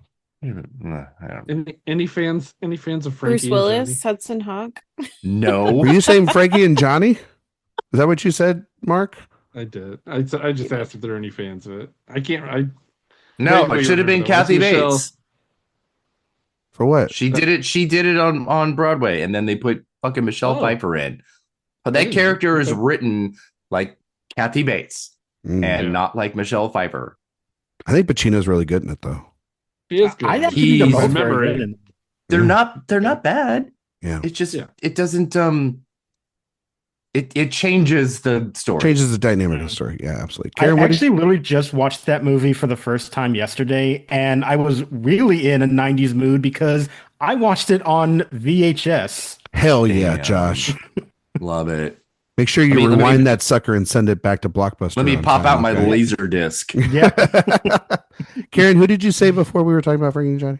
Oh my gosh, I was joking. I said Bruce Willis and Hudson Hawk. Oh, okay. Oh, okay. love my Hudson God. Hawk.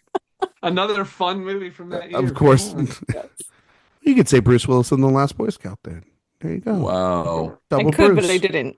Yeah, I know, but you could have. Well, there's also, I mean, we didn't mention it either, but we talked about De Niro. Nick Nolte in Cape Fear is also someone you could consider. I think he's good in it. I think obviously, obviously De Niro's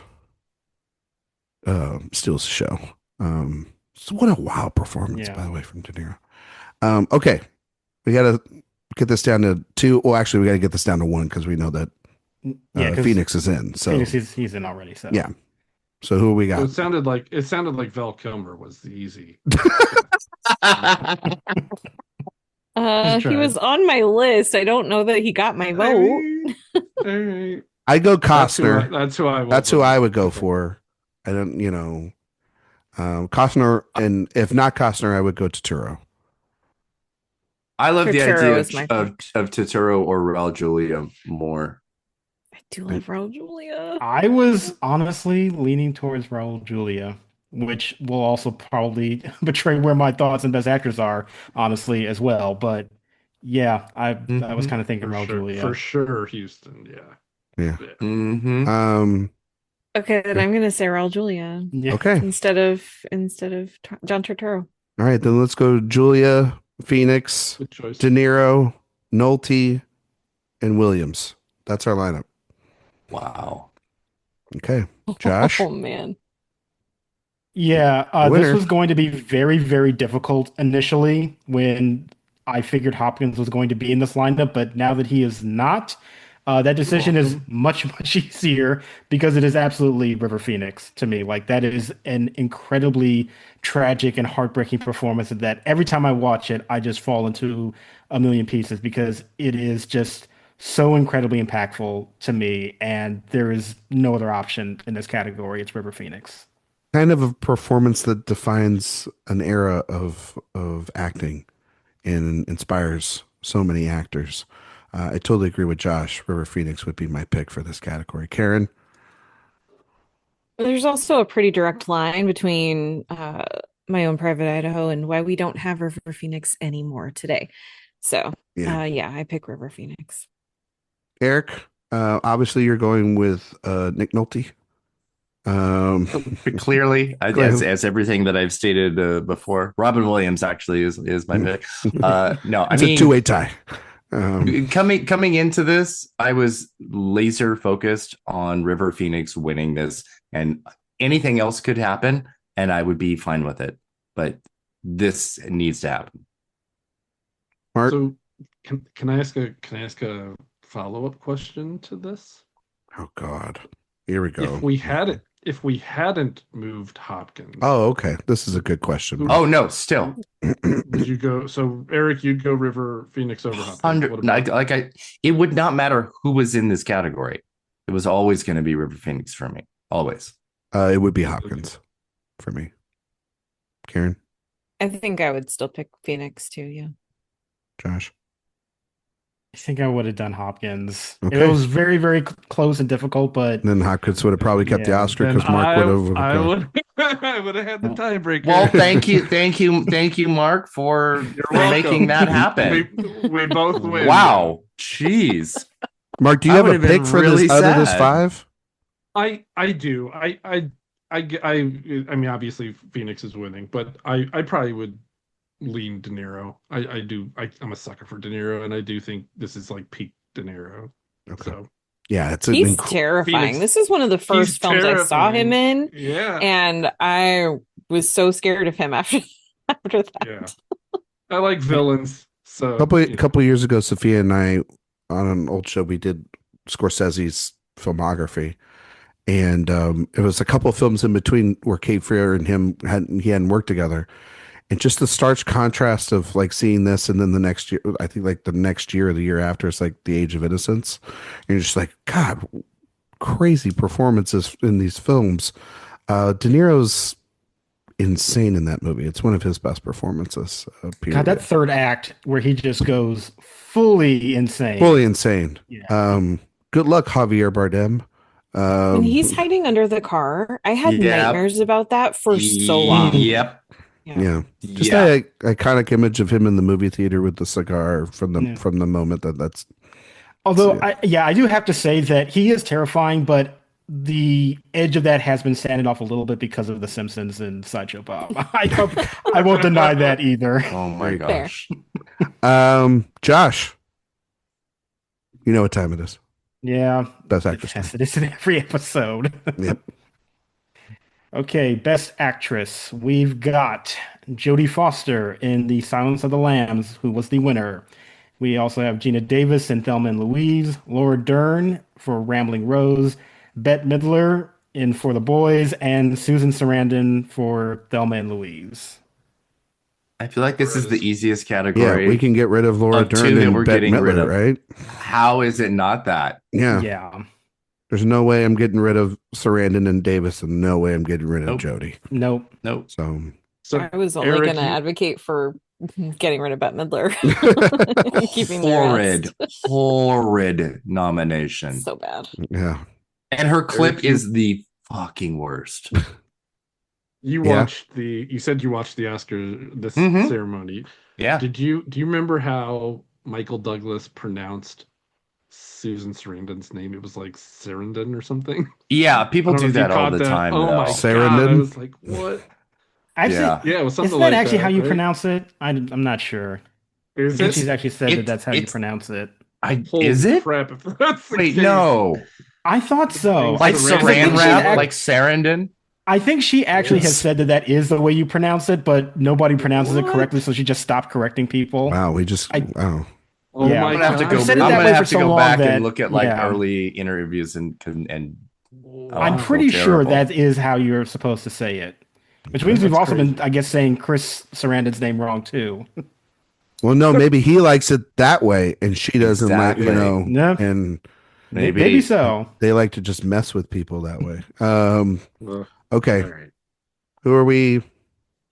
I mean, Sounds like I have so many names. I mean, her name is Linda Hamilton, and she is in Terminator 2. Judgment 1, 2, 3, 4, 5, 6, 7. I have 7 names. Mm-hmm. So Linda Hamilton would be my. Is Linda Hamilton one of them? Linda Hamilton is one of them. Okay, yeah, that's mine as well. Angelica Houston for the Addams Family. From the Addams Family. Yeah. Those two feel good. I have Sally Field and Soap Dish, obviously. One of my favorite comedic performances of all time. Lynn Whitfield, the Josephine Baker story. And I really love Reese Witherspoon in Man in the Moon. Early Reese Witherspoon. She's a baby in that one. Yeah. She is. It is so sad, and she is so good. Irene Jacob for The Double Life of Veronique. Somebody I can consider here as well. Ampraya La Femme Nikita. Yes. I love that movie so much. I had Paige O'Hara for Beauty and the Beast. Aww. The best Disney princess. In my opinion. Yep. I also. Oh wait, no. No, go Karen. No. It's the wrong year. We already established that. Same. We have the same. I got to delete her now because of that. Yep. Oh, okay. I know. Oh, okay. I know. So I have 6. Yeah. The only other person that I had was Judy Davis for Impromptu.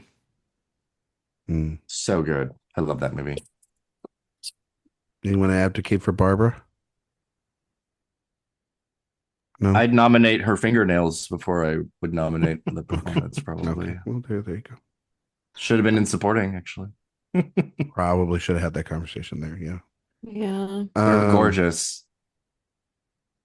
Anybody else? Those are most of the names for me. Those are most of the big names. Okay. So who I feel are we? like I know where some of this is going. So where do you think it's going, Erik? If I'm going to predict where I think what the two are going to be, I think it's going to be Angelica Houston and Linda Hamilton. Seems like that's exactly where. That's what I think is going to. But I don't know. Let's have a conversation about it. Let's do a podcast. Hey, you know what? That is a great idea. That's a great idea. Somebody should think of that. You know what? Every now and then, I know how to use that in my head. But it Anyway, does feel like that's the consensus. Like, I think I actually would prefer Davis over Hamilton personally, but I'm not gonna be mad about Linda Hamilton getting Man, nominated for this movie. So yeah, I mean, She's so bad. She's such a badass, and it's very like Sigourney Weaver in for Aliens. You know, like oh yeah, that for kind sure. of. Josh, And did actually, we? same director. Josh, did right? we end up getting? Yeah. We didn't end up getting Charlize Theron in for Fury Road, right? We didn't get her in. She just missed the cut, right? I think she just missed. Wow. Yeah. And that's like one of those. This Linda Hamilton's like that. It's like genre, all encompassing performance, fantastic. Like when you think of that actress, I mean, when I think of Charlize, I think of that film. When I think of Linda Hamilton, I think of this. I mean, like it's to me. I know Erik and yourself, Josh, like the first one more than the second one. Mark as well, but I just think what she does. Said that. I thought you said that. It was. No, I Mark. was making the comparison of Aliens and Terminator. Yeah. Terminator 2 okay, are, gotcha. are often people are very like one is better, and But I This is love why. all four. Yeah, But yeah. both- yeah. I do too. Yeah. Love all four. Yeah, all four are great. I just think that there's something that she does in this sequel that's more. And I mean, I would agree with that too. Like the Urgent character's given more and- to do. Yes. Yeah. Yeah. she's given more scenes, Just like Sigourney in the Alien and Alien. yeah. Mhm. No, for sure. She's not just a damsel in distress that's trying to outrun the bad guy. She's Yeah. actually Right. got She's characterization. just as She's got other concerns. She's a force. She's got some damage. Yeah, she's got that trauma from the first film. No, not the trauma. Yeah, I said Brian, it. please, no. Do Um, not invoke. Don't invoke her. I think of just the expression on her face when she's in the middle of escaping and she sees Arnold. and Arnold comes around the corner or opens the elevator, and just the absolute terror and disbelief on her face is so good. So good. She's incredible. And then I mean, Angelica Houston in the Addams Family that's Yeah. Can't beat that. can't beat that. So I mean, we got Christopher Lloyd and Raul Julia, and we have Yeah. to have Houston. Yeah, I mean, Exactly. Oh, all right. I did not expect that. So I didn't not having, either. I'm so not having delighted. Houston in would be crazy. Yeah. Well, and It Karen, would when be you said wrong. Christopher Lloyd, I was like, okay, this is the Yeah. avenue. Let's go. It's opened Yeah. up this now. just makes me so happy. I thought I was going to be just alone on that hill. Okay. Oh, those are good calls. Houston, Hamilton locked in. I think so. Yep. I Yeah. think so. All right. Houston, Hamilton, Davis, Sarandon, however you want to say it, whatever Saran floats wrap. your boat, and Jodie Foster. Josh? Yeah, all that deliberation, but thanks for I playing, know. ladies, because it's Right. it's Jodie Foster, like one of the greatest wins this category has ever seen. Yes. There's no other choice for me. Karen? Oh yeah, yeah. It's Foster all the way. Erik? So Don't be that bitch. Oh, wow. Don't be that I was bitch. worried, honestly. Live your truth, Erik. my Just truth like- is the same that it was 30 whatever years ago, and it's Gina Davis for me. Gina Davis. Okay. Yeah. That She's my is a- second place, honestly. Yeah, same. that mostly because I want to take her undeserved Oscar away and give her this one instead. Fair. Mark? Jodie. Jodie. Yeah. Jodie Foster is my favorite Best Actress winner. We said that on the Tears ranking episode. The fact that she wasn't unanimous today, I know where to send my complaints to. It's to Eric's house. I'm ready, but yeah. And also, I- too, like, here's the that's thing. fair. Like, this is a great win for her. Yeah. Her other win is not. No, it is not. We can agree on She- that, sir. She stole Glenn Close's Oscar. Absolutely correct. I mean, Silence of the Lambs, it doesn't work without her. And clearly, when they try to make a sequel, that fucking movie doesn't work with Julianne Moore, who's a great actress, but good Lord. And there's a lot of other problems with that. Yeah, she's got much weaker material to work with too. True. It must be said. But there's just something about so many shots in this movie. I mean that shot in the elevator is iconic. Just I think of the third act when she's in Buffalo Bill's basement, just the terror that she has, her back and forth with Lecter, her talking about her past with her family. It's just the best. It's my favorite best actress performance. Glad she won. Glad she kept it. And I am too. I love that performance. No, you're not. No, you're not. You shut your mouth. Don't you try and twist my words. Back in 91 and now it's the same thing. I speak my truth. It is the same. No, I'm just kidding. No, Gina Davis is incredible. She's very good. Yeah. Honestly, great lineup, folks. Okay. Yeah, it is. Best director. The nominees are Jonathan Demme, The Silence of the Lambs, John Singleton, Boys in the Hood, Barry Levinson, Bugsy, Oliver Stone, JFK, and Ridley Scott for Thelma and Louise. Well, Barry Levinson is obviously out. Barry Levinson, have a nice day. Yeah. But really, that's honestly the only person I take out of the lineup.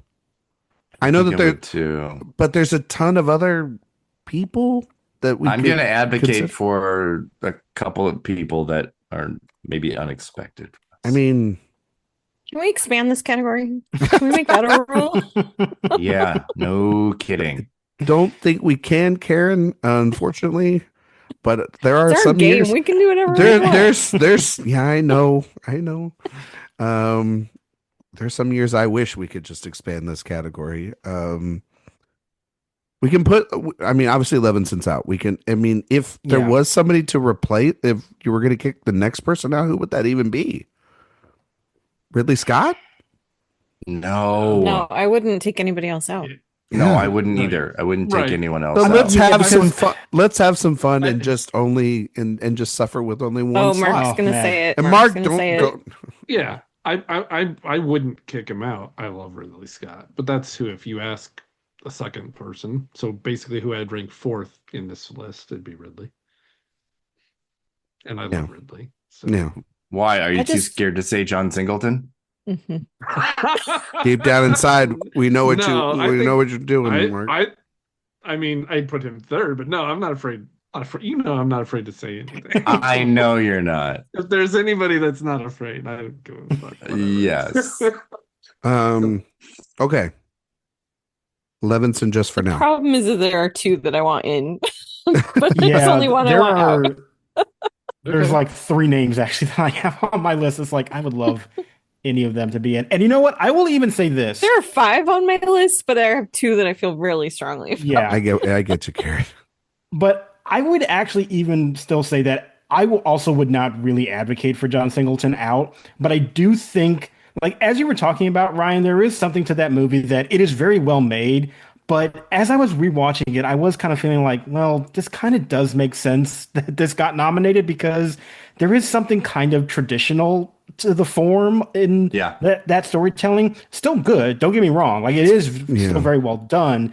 But I do watch and it's like, I can understand how maybe like a majority white Academy would be like, yeah, we'll give this one the director prize that we didn't give to, like, Spike Lee a couple years ago. And, sure. I do think that's something to consider. It's a little bit of the more palatable versions of what Spike was going for. Yeah, because it's 100%. It's monologues that Fishburne character is basically just telling that audience in that Academy exactly everything it needs to. And it's not bad. I mean, it's also we say this within the context of all or anything like no, that. It's not. But, yeah. I mean, like, it's still like for them to even nominate it is great. Absolutely, it is. It's just also like too. Now we've had more films from that era come out that have also defined that era.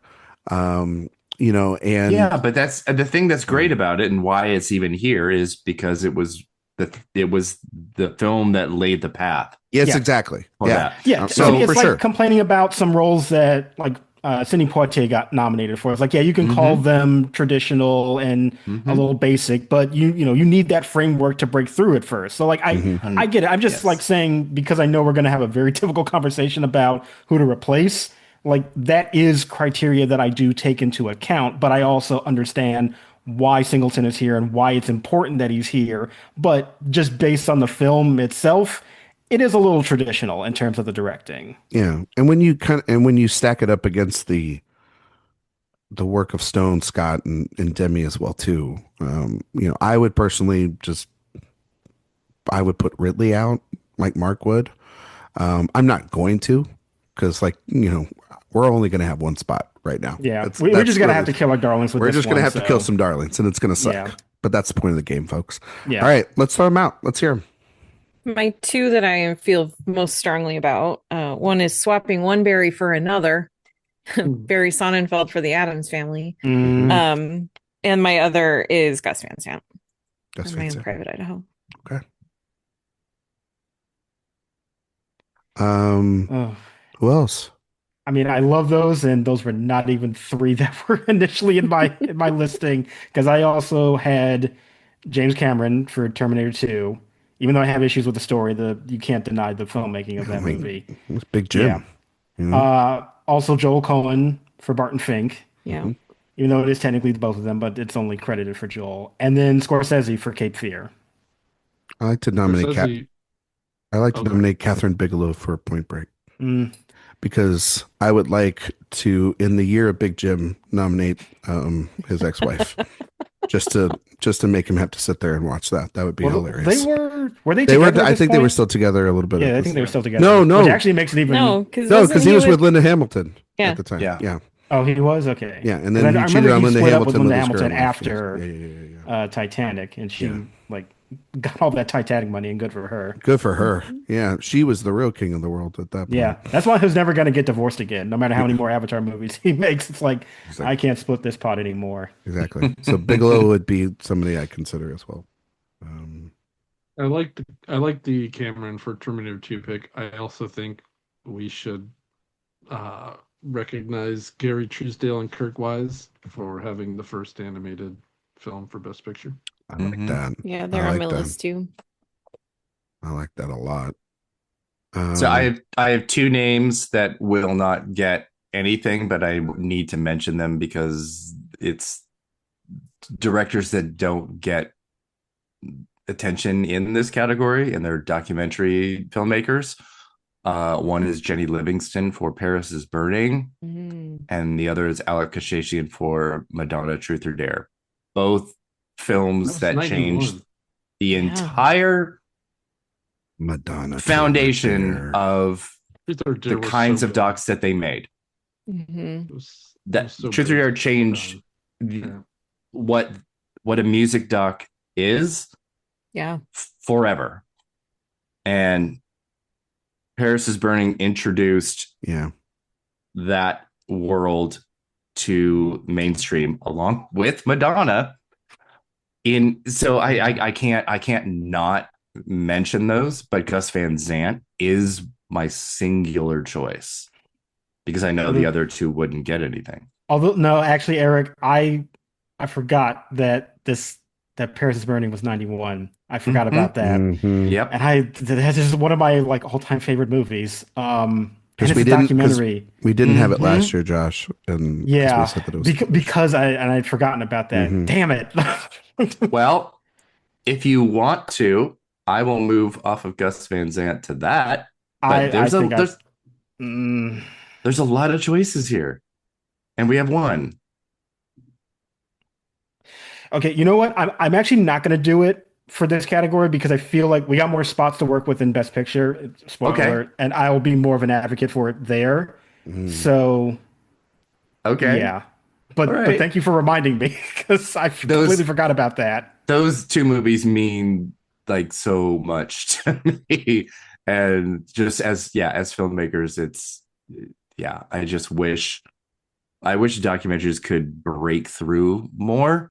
Yeah, in top categories. Okay. Well, we've thrown out a lot of names. Yeah. for one spot. For one spot. Eric's planted the flag for Gus Van Sant. My vote is for Gus Van Sant. I don't know if you've made that clear. If you have, now's the time. Yeah, just for anyone that didn't know. Karen, where are you leaning? Mine is also Gus Van Sant. Josh? I think my number one would be Scorsese, but I would be fine with Gus Van Sant as well. But I think if I'm just picking one, it would be Martin Scorsese. Mark? It would be between Scorsese and Cameron, probably. But I mean, I gotta go Scorsese because there's a chance he could get it. Oh, wow. Yeah, because then Ryan breaks the tie. Yeah, yeah. But put Ryan on the spot. I say Catherine Bigelow, anyway. And I win. And we just move on with that, and we put Catherine Bigelow, and we make everybody happy here. No, Cameron and Bigelow. This is the lineup they should have gotten in. Not in the, we'll talk. I think we have talked about that. We already did. We talked about that. This is some of their best work for the both of them. I love Scorsese. Think he's great. He's pretty good at his job. But I'll out of the two, I'll go with Gus Van Sant. Like, oh my God. Like that's an easy pick. I can't complain about that. That's an easy pick. Like, I think Cape Fear is a very good movie, but it's in like the middle of Scorsese's filmography for me. Which is still an amazing movie. Which is still an amazing thing. Like, that's not saying a bad thing. Yeah. That's like, in the heap of masterpieces, this is just like this really solid. Yeah. We would all be lucky to make a movie as good as middling Scorsese. Yeah, there's some people that were nominated this year. It's like you wish you could make just even a movie like this, and somehow you got nominated over him. But I would go Gus Van Sant. And so Gus Van Sant is a nominee alongside Demi, Singleton, Stone, and Scott. By the way, I just want to clarify for anybody listening, Paris is Burning. A lot of places is listed as a 1990 release, but that's because of festivals again. It was released in theaters in 1991. Thank you, Karen. Thank you. It was. I double checked to make sure because I so desperately wanted it. Yeah. I wish I had remembered, so thank you for reminding me. Because it was not on my list because I thought it was 1990. Yeah. Okay. Well, I'll kick this one off. It's really tough. It's down to two, but I mean, honestly, I'm gonna vote for Jonathan Demme. Like, this is when you look at his filmography, he sort of built up to this, such a crowning achievement. It's such a masterclass of tension and character, and his close-ups are talked about throughout his career, but they're so perfectly utilized here. The long casting, I would say challenge, I guess, for him to ultimately go with Jodie Foster. This movie moves. It's still so meticulous at every turn. My runner-up would be Oliver Stone. That movie is insane and has no right to be as good as it is. And I think it's Stone's best work of his career. But Demme for me, easily. Mark? Yeah, JFK is also was my number two of that year. So I'm right with you. I would disagree in the sense of what his best is because Platoon exists. I thought you were going to say The Doors. Well, The Doors is also terrific. No, but I love Platoon. But yeah, Silence of the Lambs is an all-timer. One of my top 50 films of all time. So, and you categorize that on your bookshelves that way with your top 100, and then all the Best Picture winners after that, right? I have my top 100, and then just everything else is alphabetical. Oh, okay. Well, then everything else is like, who gives a shit after that, right? Essentially. Well, some of those Best Picture winners are in my 100. So, how many Best Picture winners are in your 100? Do you know? Oh, I can tell. You guys continue talking, and you'll think of it. Okay, we'll come back to 97 of them. 90s. Number one, Crash. 96, and the one that's out of there is actually Nomadland. Yeah, Nomadland. That's 100%. There it is. Oh my god. Erik, your vote for director. Jonathan Demme. I think his graduation from music videos and like stylistic comedy to this and to do it as well as he did is kind of beyond scope.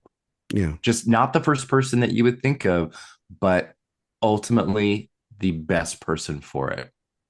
For sure. And I think kind of like laid a template for films like this for the next 35 years. Like I think a movie like Fincher's Zodiac doesn't exist without the Silence of the Lambs and some of the techniques and the editing decisions, the camera, just, one of the Well, best.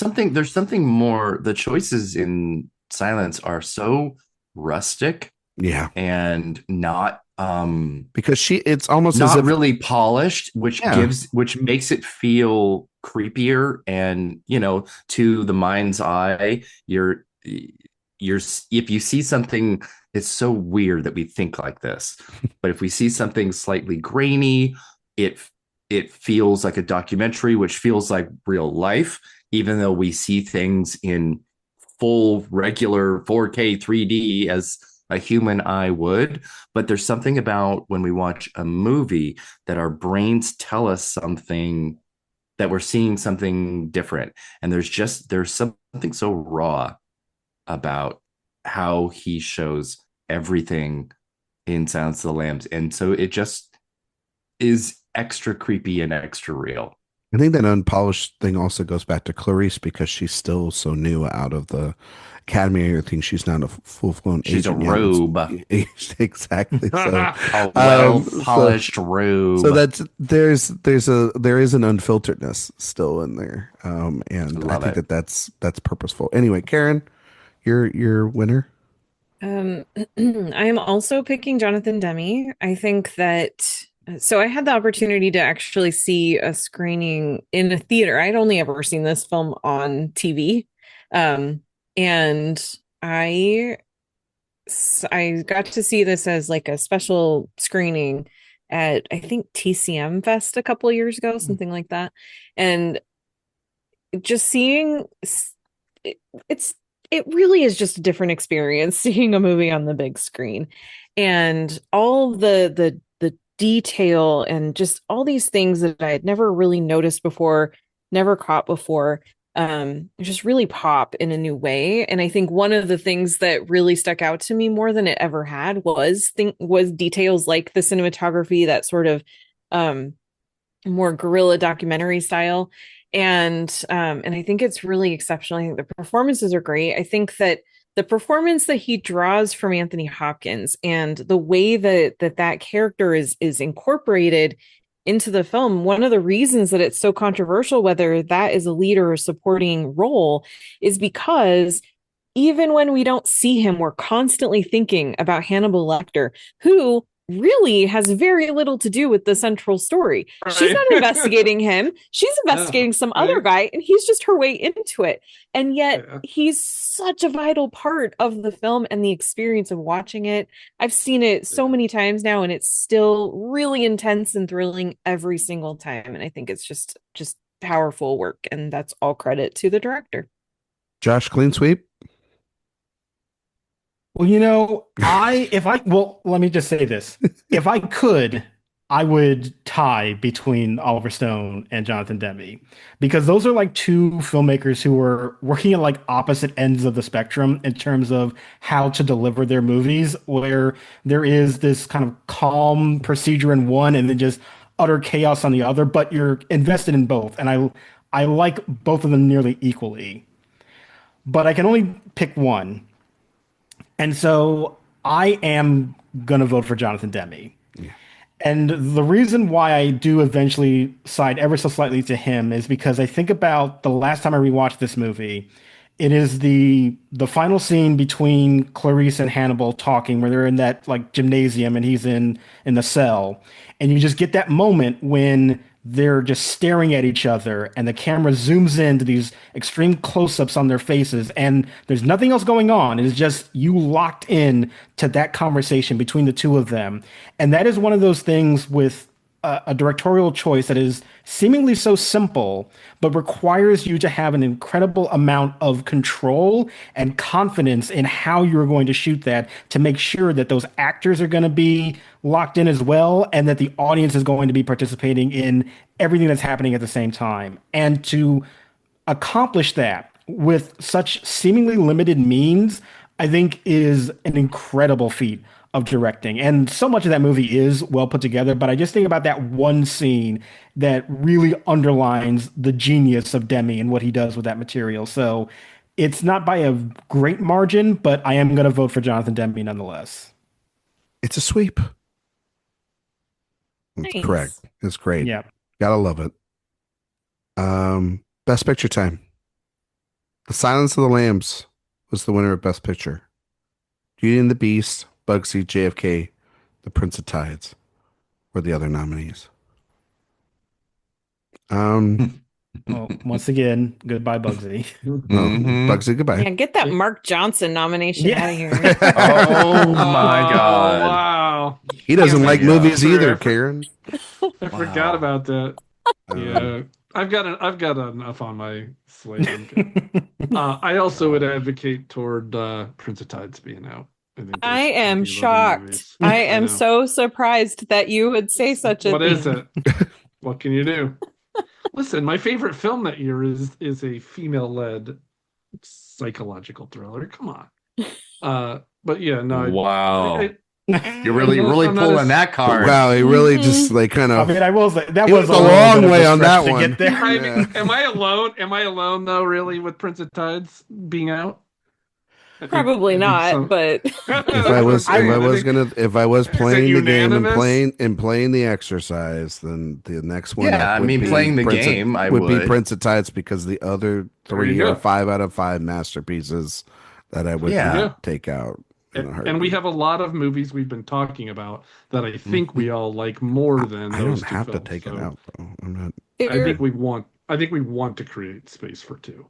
there are other films that I mean, yeah, it's hard for me to take out The Prince of Tides. I really do like that movie, but Mhm. there are other movies that I think should be there more than that one it should. So Yeah, that's There sort of you my go. feeling too. It's not Well- really to say that Prince of Tides is bad. No, It's it's just a good movie. I do have some other ones Nobody's- I like a little bit more. So And I'm not Um, saying that either. It's just not in the It's top what, five. it's for the what you're year. feeling. We can feel it, Mark. It's just funner to dogpile on Mark. So Yeah. I know, exactly. like we all agree on it, but I get shit on because Yeah. so that's fine. That's I mean, fine. Mark, You're- this hey. is the cross you bear for being the straight white That's- guy at Awards Watch. Look, Like, you just if tag it's not teamed you, from then it's Jay. going to be Jay. So yeah. exactly. Right. the thing You're is our- that you're- I thought I you're was our gonna have Patsy. right, it's true. Right. I thought I was going to Fine. have to fight more for that one because I didn't think that there was going to be support for some of the other movies that I love, like there has been. So it's Yeah. like, okay, all right, I can let it go. Exactly. Yeah. Okay. We're allies. Yeah. Yeah. There you go. Okay. So Bugsy and the Prince of Tides are gone. Yeah. I would assume My Own Private Idaho is in, based off of the entire day's It's my conversation. number one. Mhm. So we can put that in. Now that would mean that we have one slot left and a crap ton of movies that we've mentioned, that Cape we've talked Fear. about. Carrying right out the back, Cape Fear. Mine is I'll Paris is second Burning. that. Mine Karen- is Paris is Burning. Karen, can I ask you, is Cape Fear in your sort of top echelon of Scorsese? I don't actually think about movies and directors that way, so I'd have to give that. I'm not prepared to answer that Well, question. I'd have to give that. some well, thought. Karen, we're gonna make you answer that today. No, I'm just kidding. No, that's fair. I was just Okay, curious. come about back it, to that's me. all. So, But Mark, you said what film? so you can come back to me about that previous question because I did the math in my head. It was 34. 34 for the other question. Okay, correct. Thank Or you very my much, top Mark. 100.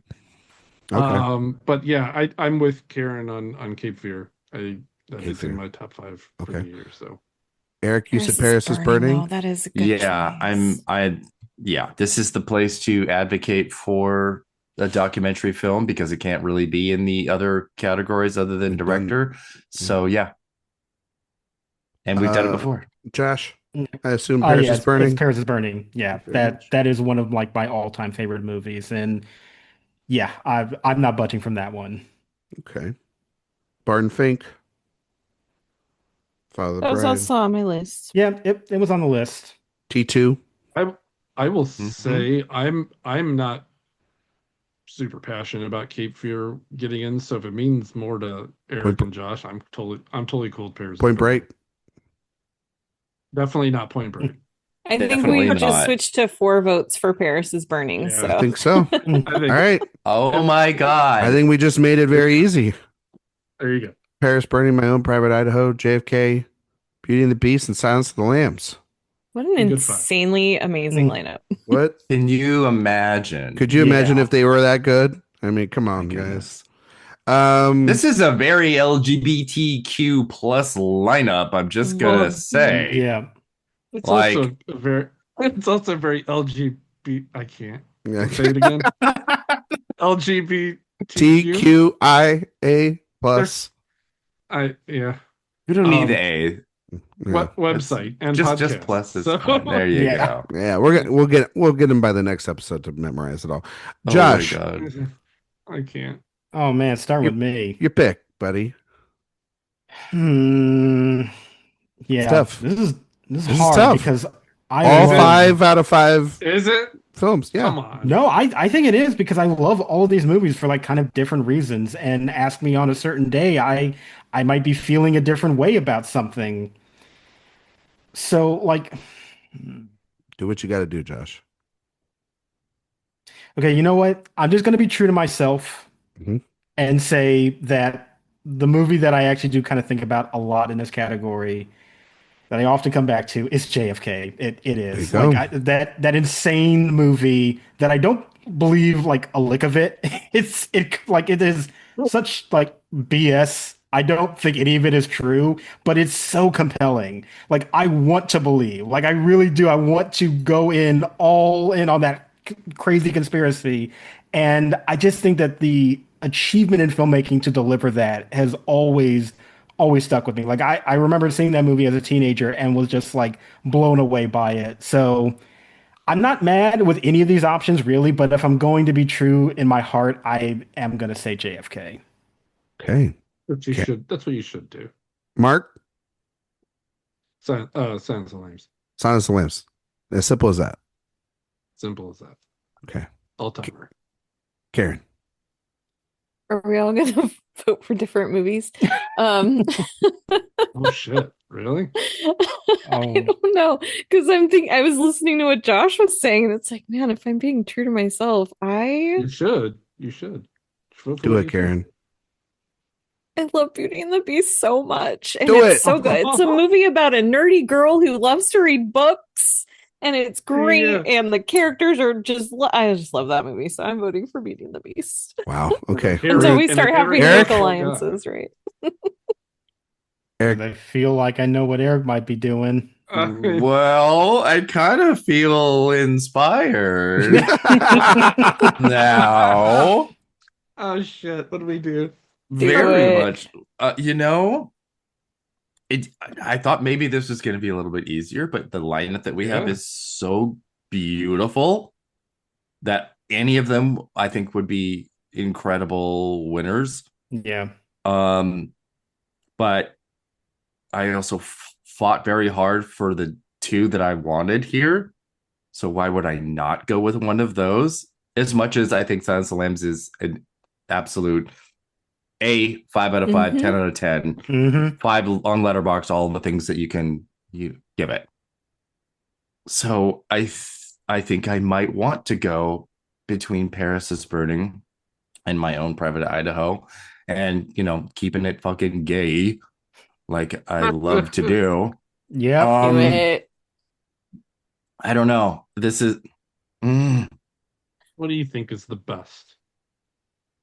Just remember, if we have a 5-way tie, it just stays with who actually won. So and Oh, is that right? that so would live your and I would truth. and I would not be upset about that. So I am thinking a little bit about that end result as well. I do think Idaho is Van Zant's best film. It just represents just the exact right kind of gay longing that time period was, but then Paris is Burning just explodes this underground. And there's something kind of funny when something is on the fringe or something is underground and it becomes mainstream, that it can kind of lose its you lose not the cool factor, but you lose a little bit of the nature of it. And I can definitely see that, but I think the positives of it so outnumber any possible negatives. So I think I'm going to go with Paris is Burning. I love that choice. Love it so much. Great. All right, down to you again, Ryan. This has all worked out exactly the way I've wanted it to. I know you love this. This is great.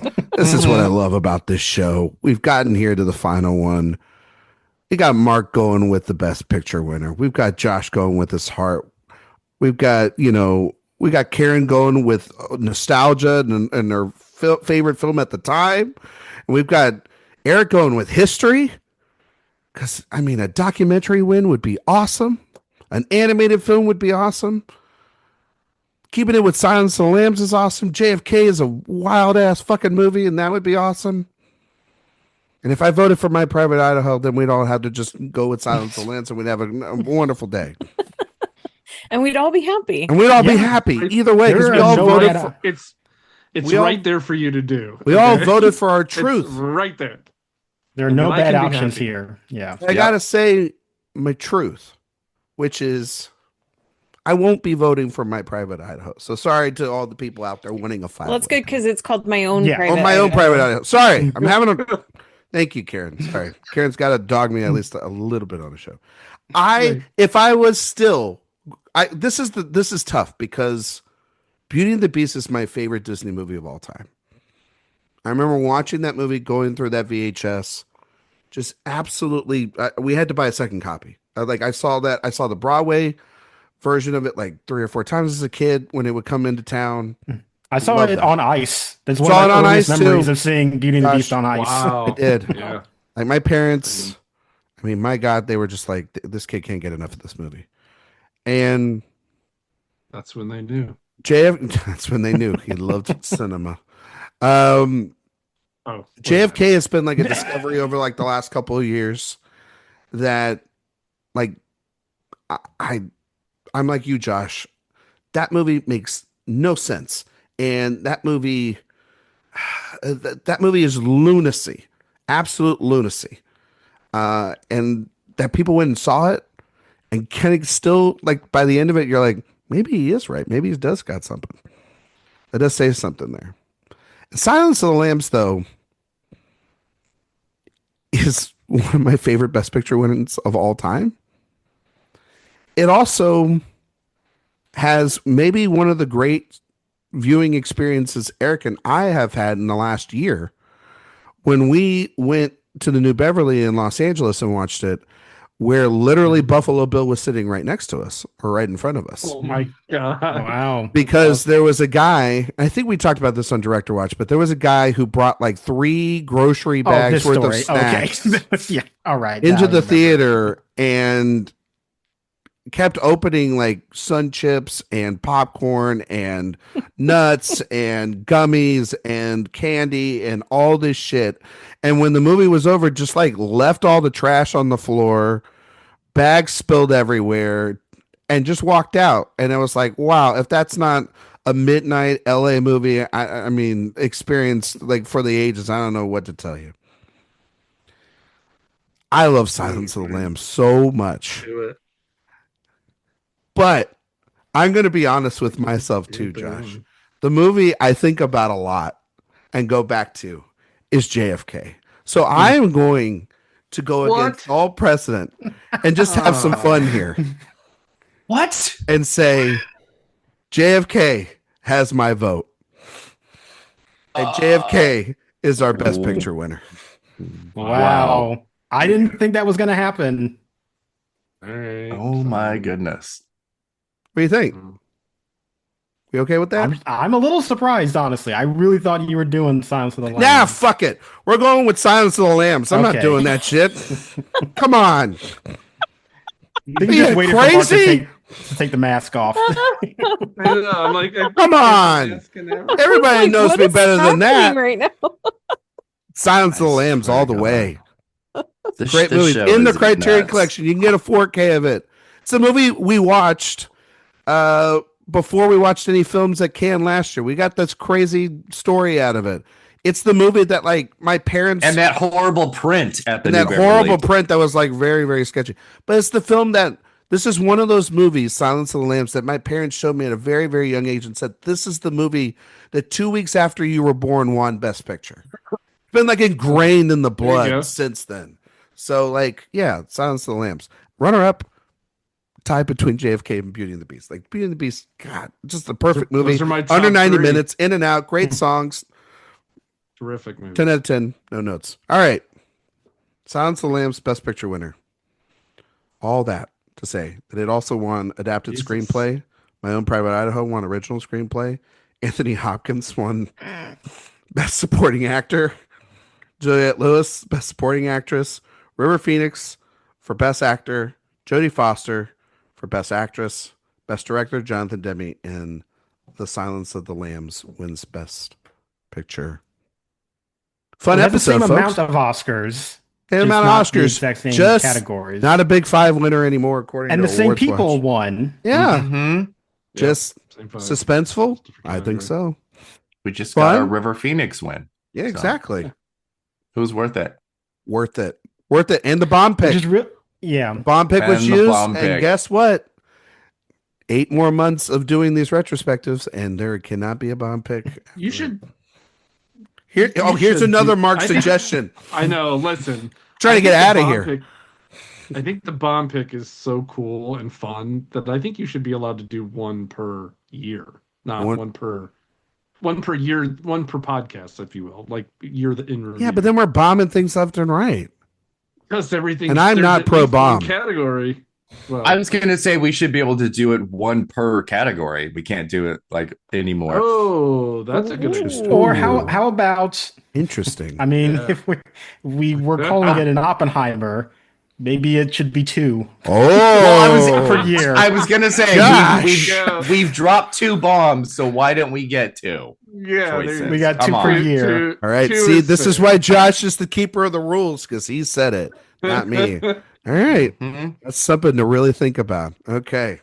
Before we do the next one of these. Josh, tell everybody where they can find you and all your work on the internet after that. You can find me profusely apologizing for that. Where you can find me at Twitter, Blue Sky, and Letterboxd at JR Parham, and you can find all my work at Next Best Picture and AwardsWatch. Karen Peterson.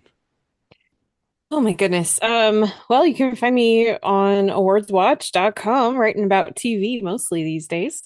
Good thing I like TV. And also my other podcasts, Citizen Dame and The Watch and Talk. There's a lot of good TV out there right now. So much TV right now. So catch up on all of Karen's and the TV people's work right now. Everybody over at AwardsWatch. We're going to have a lot of interviews. We're going to have more reviews. Emmy coverage is around the corner. It's coming. Karen's going to be busy. She's going to be very busy.